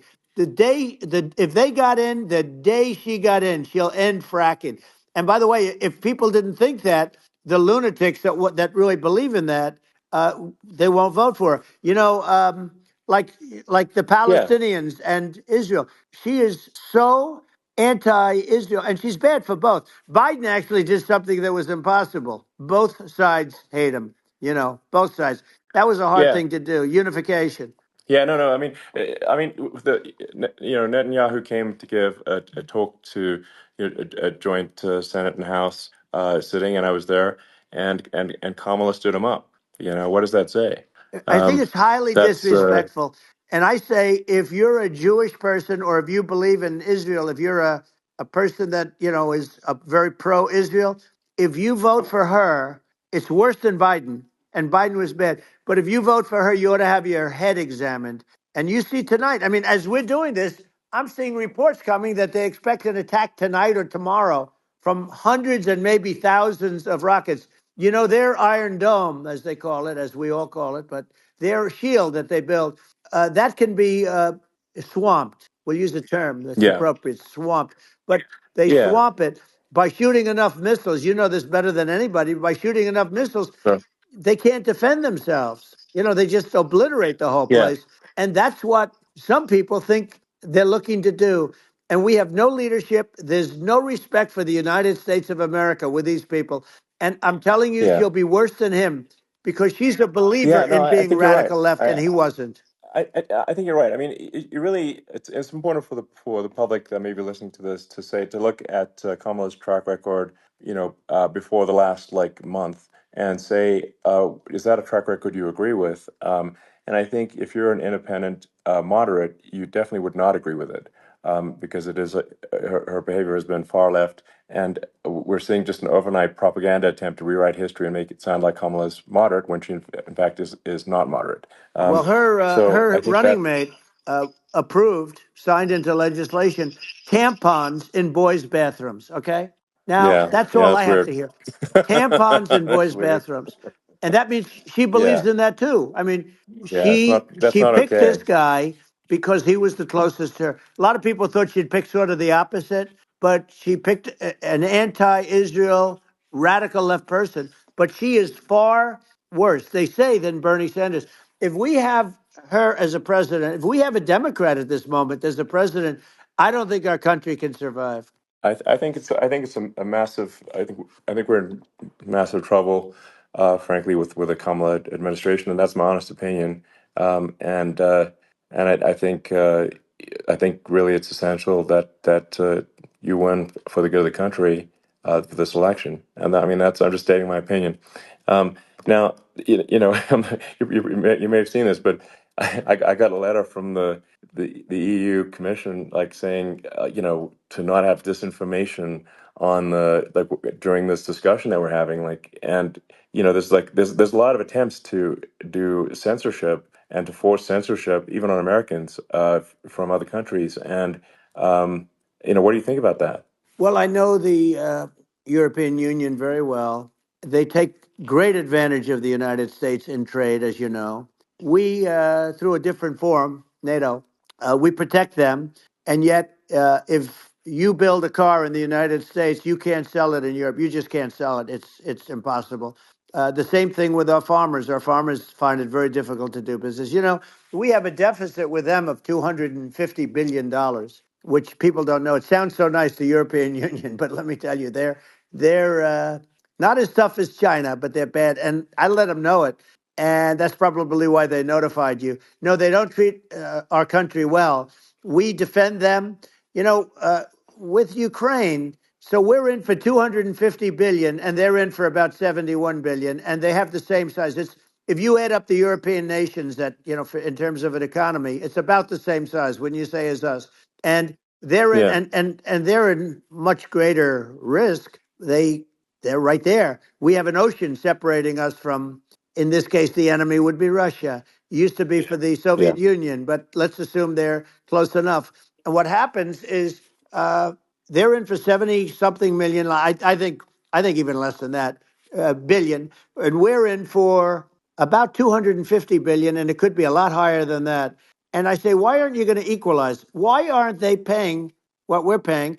And they're in much more, it's much more important for them because of the fact that, they're right near there. I mean, they're all sort of in that location. We're not. But yeah, they should, and I did it with NATO. There were only 7 countries that were paid up in NATO out of 28 at the time. And yeah. Yeah, the United States was subsidizing NATO, tremendously subsidizing NATO. And I went yeah, in and I said, you yeah, got to pay up. If you don't pay up, we're not going to defend you any longer. I took a lot of heat, but you know what happened? Billions and billions of dollars came flowing in, and yeah. I think a lot of the public isn't aware of the fact that the United States pays a disproportionate share of the NATO expenses, and then we get even though taken advantage of on trade. So think yeah, about it. well, I mean, the point of NATO is defending Europe, and it's it's like then okay, well, why is the United States paying disproportionately more to defend Europe than Europe? That doesn't make sense. That's unfair, and that is an appropriate thing to address. Well, Um, when you talk about so cost cutting and savings and everything else, I mean, honestly, look, there's nobody that feels worse about the Ukraine situation than I do because I know it would have never happened. I know Zelensky. He was very honorable to me because when they went with the Russia hoax and they said I had a phone call with him, he said it was a perfect phone call. It was a great phone call. He could have grandstanded and said, "Oh, he was very threatening." He said, "No, it was a very nice phone call." I called him up to congratulate him on his win, and you end up getting impeached because these people are yeah, yeah, lunatics. I was talking about the difference from the people within and the enemies on the outside. In many cases, the people from within are more dangerous for our country than the Russias and the Chinas. If you have a smart president, you're not going to have a problem with them. You're going to do things. yeah, Now they've taken advantage yeah, of us absolutely. incredibly, but you're going to do things with the right person. Yeah, well, I think it's obvious that you're a believer and an advocate of free speech because during your first term as president, you were attacked relentlessly every day, often very unfairly with with false attacks, and you didn't try to shut down the media, you didn't try to inhibit their freedom of speech, and I think that says a lot. Well, the good thing is that you and I have, and some people, very few, we can get the word out. Although sometimes it's hard because they don't want to print it. Like we're having a great conversation right now. Kamala wouldn't have this conversation. She can't because she's not No. smart. She's not a smart person, by the way. She can't have this conversation. And Biden, we don't even have to talk about it. I mean, he couldn't have this conversation. He would have given up on the first half of a question. He would have walked out. He would have said, "Where am I? Where am I going?" So anyway, but Yeah, no, he wouldn't have this. that's true. Not a lot of people would have this conversation, but we cover a lot of territory.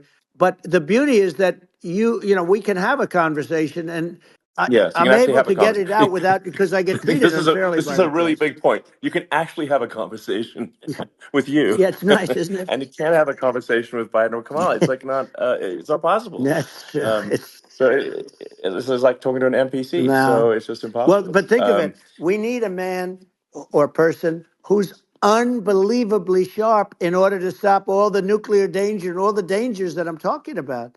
And I got along with all these. I got along with Kim Jong Un. We had dinner. We had everything, and he really liked me, and I got along with him really well. By the way, he's the absolute boss over there. A lot of people said, "Oh, do you think he really?" That's for Let me sure. tell you, I saw things that you don't want to know about. He is the boss, but we had a good relationship, and he doesn't like Biden. He considers him a stupid man. He said he's a stupid man. Well, at least he speaks his mind. But in this country, you're not sort of allowed to say it, but I guess you are. You should be allowed to say it if Yeah, it's true. But we need smart people, and we need people that have an ability to lead. And she doesn't have that ability. Can you imagine? Now, yeah. Chairman Xi very well. Can you imagine her and him negotiating or No, it's even silly. It would be standing silly. together? It is the whole concept Yeah, is ridiculous. She is terrible. She's terrible. But she's getting a free ride. I it saw a would. picture of her Yeah, yeah, on Time magazine today. She looks like the most beautiful actress ever to live. It was a drawing, and actually, yeah, she looked very much like our great first lady, Melania. She yeah. didn't look. Yeah. She didn't look like Camilla. That's right. But of course, she's a beautiful woman. So we'll leave it at that, right? Yeah, well, maybe like I think part of what people in America want to, people in America want to feel excited and inspired about the future. They want to feel like the It's future is true. going to be better than the past, and that America is going to do things that are greater than we've done in the past, reach Right. new heights that make you proud to be an American and excited about the future. Um, They want the and I American think dream just back. They want the American dream back. More important than anything else. It's like you don't have that today because the people they've been just sucked. They see incompetent people running our. You know, the Biden thing is very interesting. People just found him to be incompetent. And when I debated him, I was like, "Is this for real?" It was Yeah, it was just absurd. But I think there are like some grand projects that we could do. I mean, I think like we could build a base on the moon. We could send American astronauts to Mars. We right. could build high speed Yep. connections that are more advanced than anything else in the world between our cities, so people have fast transport. It's possible to solve traffic with tunnels. That's right. We already made great progress in Vegas doing that, and and just do things that are exciting and inspiring and make the future feel like it's better than the past. Well, I saw And what you did in Vegas, and I'll tell you, it was amazing. I got to see. I took a big glimpse at it, and it's incredible. It's incredible, and you could do that all over. You could do that all over. It's deep. yeah, You and don't that's even need much structure.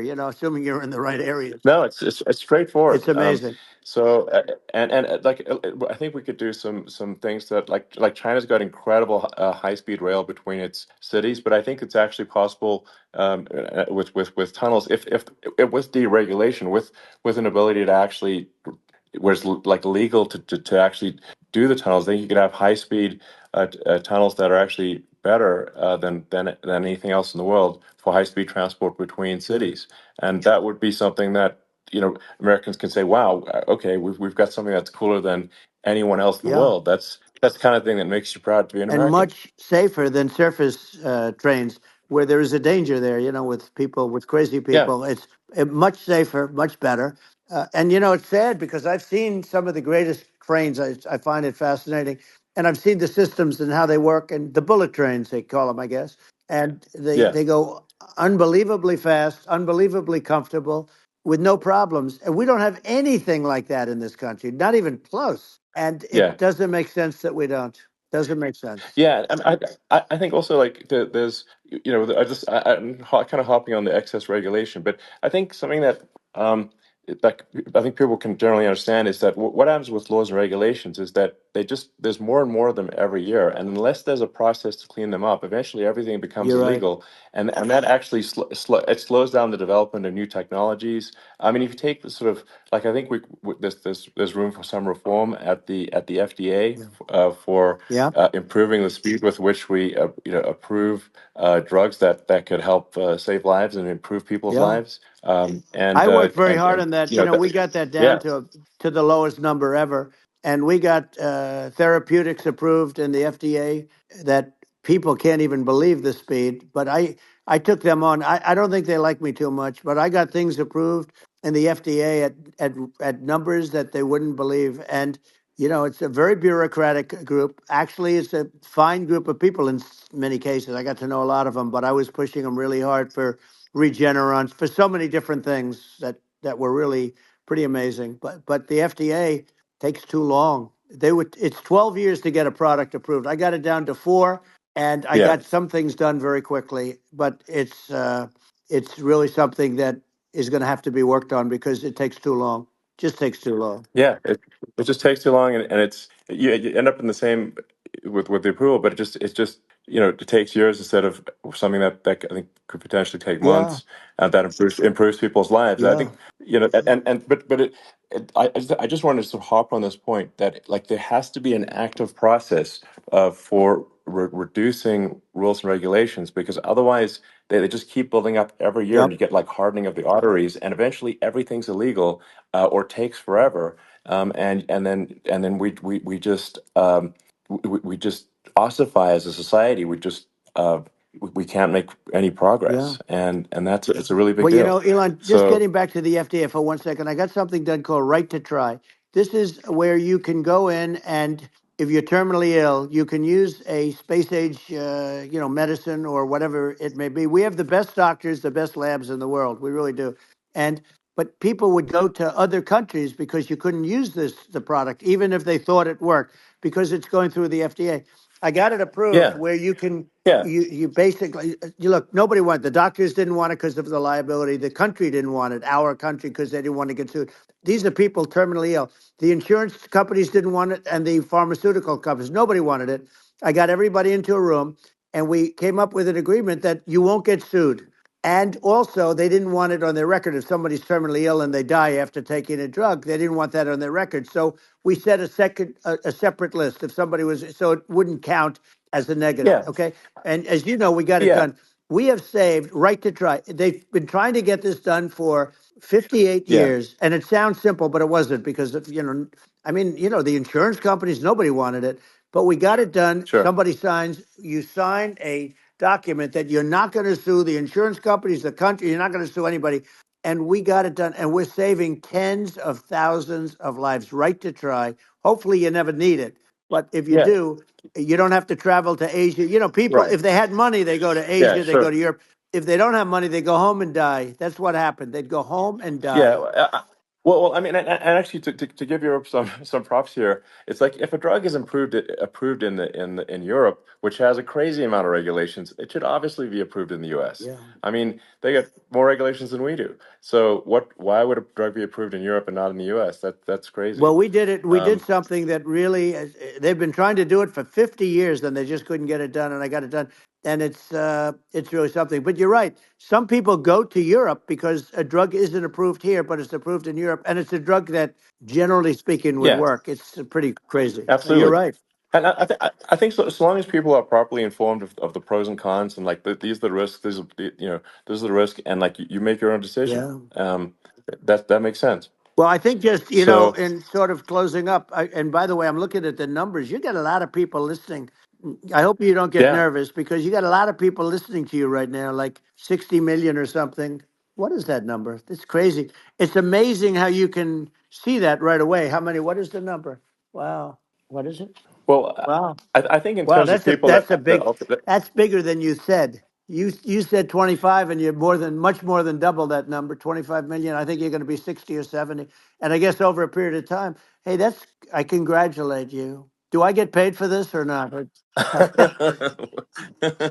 well, I think actually in terms of the number of people that will hear this conversation over the next few days to Right. weeks, it's going to be hundreds of That's what they millions. say. Yeah, that's good. Well, look, it's an Yeah, honor. Yeah, I just asked this: are you better off now, or were you better off when I was president? Nobody's better off now. People, we put out polls on that, and nobody's better off now. Inflation has killed it, and they also feel very unsafe. You look at what's going on with a lot of different things. You look at the riots we had at the yeah, colleges over. I mean, it's ridiculous, but right. all of the riots, they just feel unsafe. And now they really feel unsafe because you have a new form of crime. It's called migrant crime. I call it Biden Well, migrant yeah. crime. Maybe I'll call it Well, Kamala migrant crime. But I mean, with all these things, I always try to get to the ground truth by just asking people. And my mom lives in New York, and I was like, Mom, do you know have you any of your friends been attacked or assaulted? And she said, yeah, three of her friends in three it's separate crazy. incidents were assaulted just in recent months, just walking around the streets of New York. And I said, well, did what happened to the people that assaulted them? Oh, nothing. They got away. Like, and they just They know that always get away. nothing's going to, and they don't even bother reporting it because there's not they know that they're not going to, people are not going to get prosecuted. They just let violent criminals out in New York The only one with that gets zero bail. prosecuted is Donald Trump. They don't get, they prosecute Trump. Yeah, I mean it's just obviously messed Oh, up it's terrible. if violent criminals are being getting off scot Yep. free, and meanwhile the New York spending massive resources prosecuting you, and it's like this and I think the sort of sensible public looks at this and says, what the heck's going on here? This is obviously abuse of the legal system. Um, the legal system is supposed to be protecting the That's right. public from violent criminals, and it should be obviously allowing the public to make their own decision about who should be president, as opposed to some legal case. Once they start this precedent, because this can go on with the next one. I mean, this is a very bad precedent what they're doing in terms of going after their political opponent, and that's all it is. It's going after their political opponent, Yeah, and then you get a judge who's a strong Democrat, and I'm being nice when I say that. In many cases, crooked as hell. But you get a judge, and you go into an area where a Republican gets 3 or 4% of the vote, and you'll have a jury pool yeah, with people that hate Republicans or hate. It could sure, also be the other way, of though, course, because it could start the other way in areas where they hate exactly. Democrats. And you get into a Yep, Pandora's box. It's a very dangerous thing for this country, and a very dangerous thing even for the state. New York City is yep, losing. New York absolutely. City and state lose a lot of business over what they did to me, because these people say we don't want that to happen to us. That's no justice system.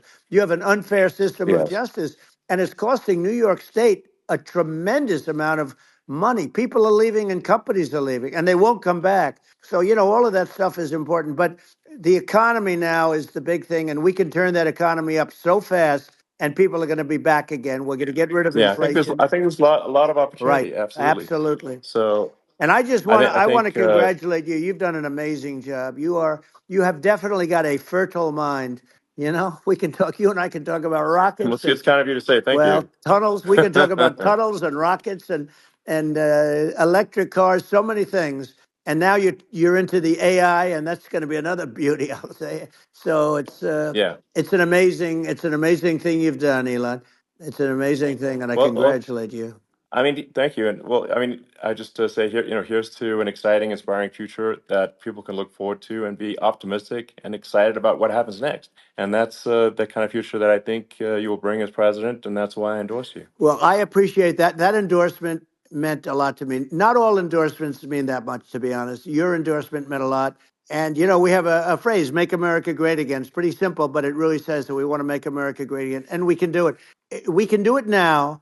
But if we were going to suffer another 4 years like we've suffered for the last 4 years, I'm not sure the country can ever come back. That's how bad it is. It's so bad. We have to do a lot I of think that's a things. very real Yeah, risk. it's a big That's a risk. very real risk. Yeah, And it's, I'd just like to note to people listening, like I've not been very political before, and if you look at my record, I've actually been.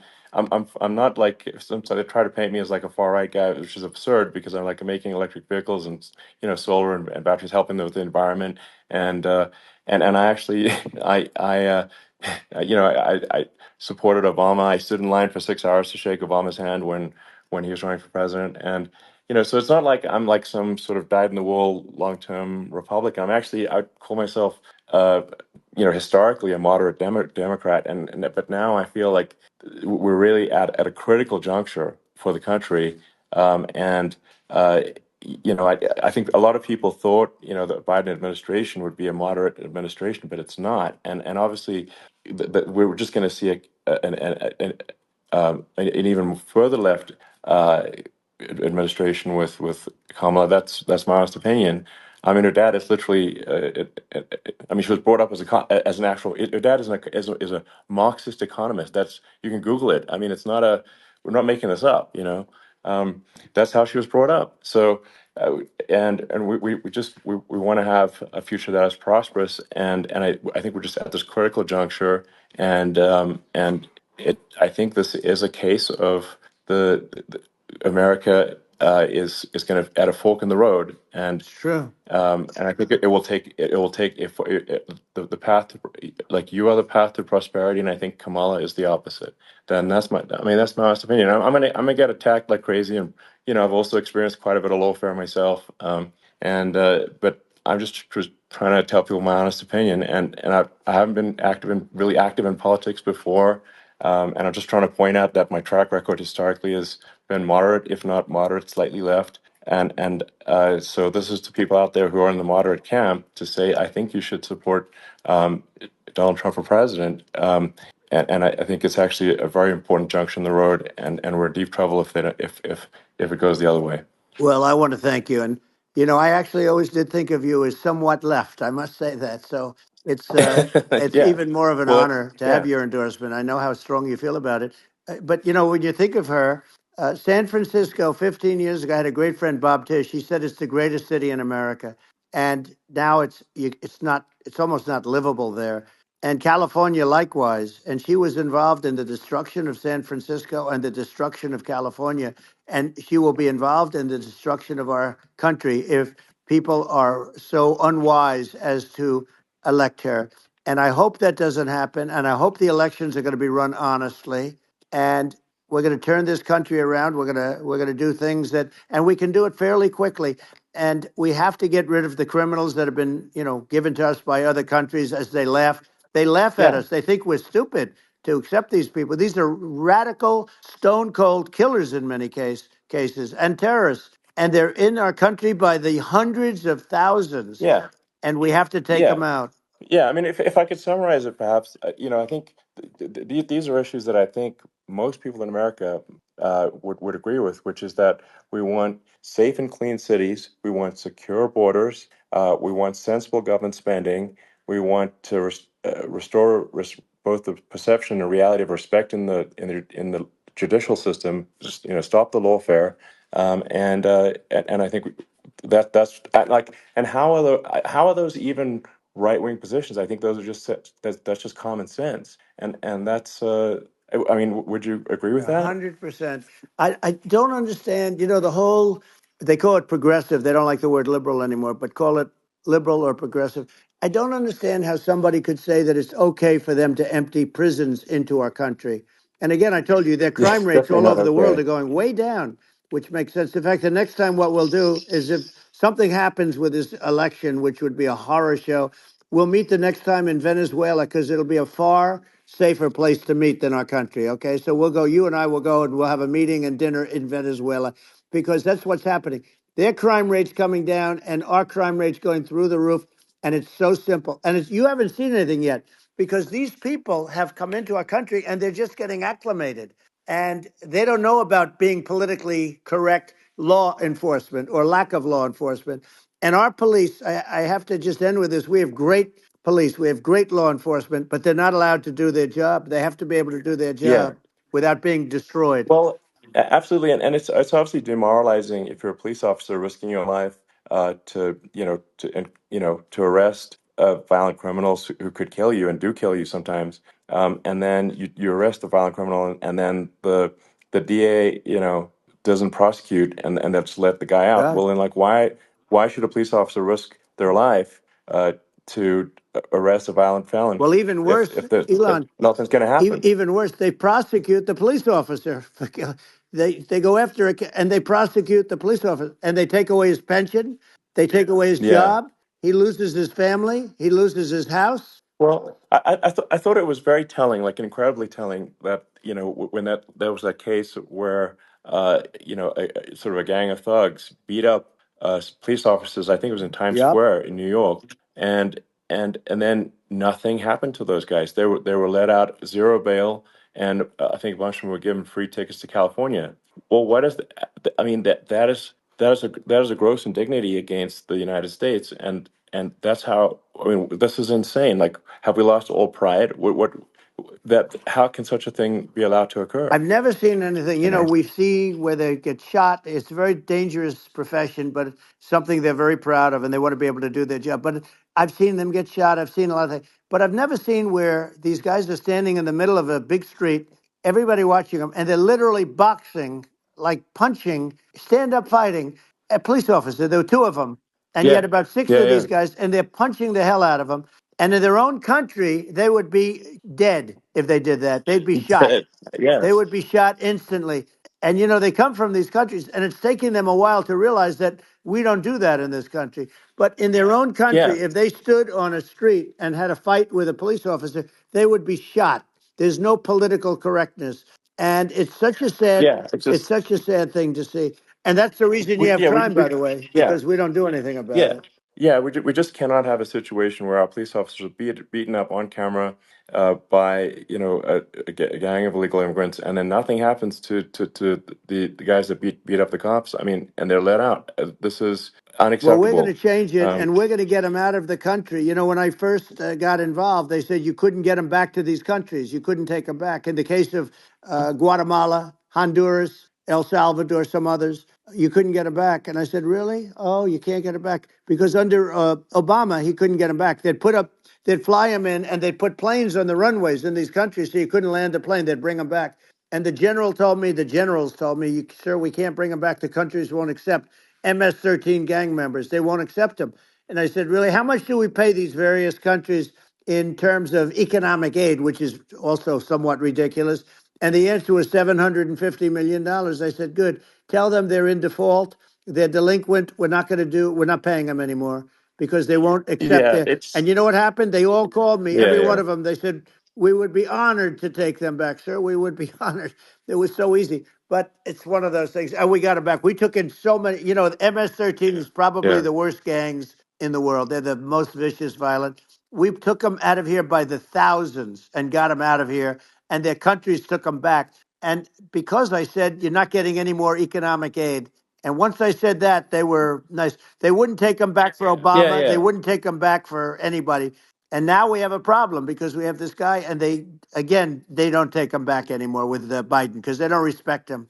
Yeah, yeah. It's just gotta be done. We just can't have whether they're citizens or not citizens. We can't have, because they won't prosecute citizens either. Not just illegals. So that if it's you can't have violent repeat violent offenders that are not that don't get That's incarcerated, right. because they will obviously, by definition, continue to hurt people. And I think where part of this comes from is that there's and I do sort of consider myself liberal in some ways. I mean, it's just that you want to have empathy for Right, people. Obviously, you want to have empathy for people. I totally agree with that. You want to have empathy, but you also have to have empathy for the victims of the criminals. And if you just have empathy for the criminals, it's actually shallow empathy. It's not real. You're not thinking. You have one layer deep empathy. You got to say like, what if you don't incarcerate this person? Who are they going to uh, hurt? Who are they might kill someone. They might rape someone. If you don't incarcerate them, you have to have empathy for the victims. And there's a lack of empathy for the victims of the criminals, and too much empathy for the criminals. It doesn't make sense. That's why you want to have deep empathy for society as a whole, not shallow empathy for that's right. criminals. And we have to give our police officers the dignity and the respect that they deserve. And we have to let them do their job. They can do a great job, but we have to let them do their job. And if we don't do that, it's going to all disappear. There's never been a society like this where you're allowed to do anything you want and nothing happens. And I'm talking about violent crime. And it's going to get more violent because these are really, really violent people. And we're going to get them out of our country, and we're going to get them back to where, because they were sent here by the presidents and by the various people that run those countries. And I know every one of those guys. And they're smart people, and they're streetwise people. And they really think that the USA is stupid. They think we're run by stupid people, and they happen to be right. But when I was there, we had no problem. We got them out. We took out thousands of MS-13 gang members. We brought them back. And now, again, it's the same old story. We don't do it. And they actually gave them a big increase in aid. They raised it up to billions of dollars, and they get nothing for it. So, it's. I hope everybody's going to vote for Trump, and we're going to get this country straight. And Yeah. I didn't need this. I, I'm I, like you. I didn't need this. I had a very nice yeah. life. I didn't need to go Yeah. through Yeah. court systems and go through all the other stuff and run at the Sure. same time. I have to run. I have to go through fake trials with, in some cases, corrupt judges, totally corrupt judges. I didn't need it. I had a nice life. I have great locations. I have beautiful oceans that I have places. This was, but I felt it was important. And if I had to do it over again, you probably think I'm crazy for doing it, actually. But if I had to do it over again, I would have done it over again, because this is so much more important than me or my life. We're going to save this country. This country is going down. And these people are bad people that we're running against, and they're liars. They make statements. They do things that are so bad. They say they're going to make a strong border. They say they've been great on the border, and they've been the worst in history. They say they're Yeah, going to it's stop horrible. Like crime, the and facts speak for themselves. The it's so facts incredible. speak for themselves. Like it's gotten to the point where people just don't even bother reporting crime in a lot of That's cities right. because they know nothing is going to happen. That's what I hear anecdotally from people all the time. So it's just my values. I'm just saying to people out there, like the things I think are important for the future is like we've got to have safe cities, we've got to have secure borders, we've got to have sensible spending, and we've got to have deregulation, and Right. so we can have a prosperous future. And then we want to have some exciting, sort of moonshot projects that people can get fired up about. And that's the future I'm looking for. And I'm pro environment, but I'm not against. I'm not like I don't think we should vilify the oil and gas industry because they're keeping civilization going right now. And but I do think we want to move, at a reasonable speed towards a sustainable energy economy. Those are my values, and I think and so I mean that's why I'm supporting you for president. Well, I So appreciate it. We're going to give incentive to companies to come into our country, not to leave our country. We're going to be giving tremendous incentives. We want companies to build here, not to build in other locations. And we want to create jobs. And again, it's about the American dream. You don't hear about the American dream anymore, Elon. You don't hear, you're the American dream in the truest sense, but you don't hear about the American dream anymore. And you're going to hear about it. People, they need that incentive to go out yeah, and do it. And they're going to love their lives. I mean, they're going to look forward to getting up in the morning and going to a job that they love, not a job that they can't stand, or not any job at all where they have no money, where they yeah, literally have no money. And then they end up with violence and lots of other problems. No, we're yeah. going to do some great things. And I learned a lot in the first. We had a great economy and all of that. We rebuilt the military. We did so much, but I also learned, and I also learned the best people. I learned the good people, the smart people, the dumb people, the people that can do things. The people, you learn. When I first came in, I tell people I was in Washington D.C. only 17 times, according to the fake news media. I was in 17 times. I never stayed over.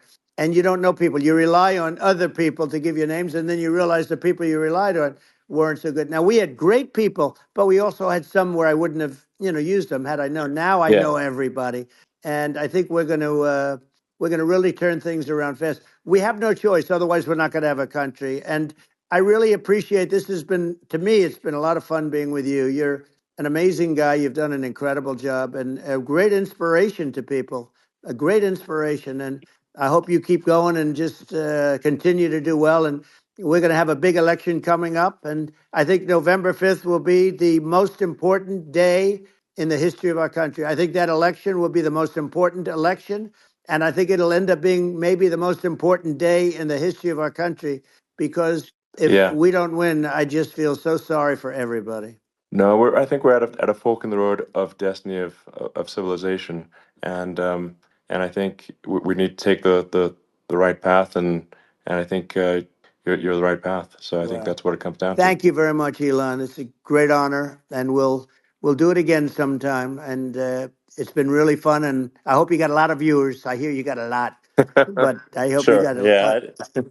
I know you got a lot of them. So I appreciate it. I'll see you soon. All right. Sounds good. Thank you. Thank you, Elon. Thank you very much. Bye.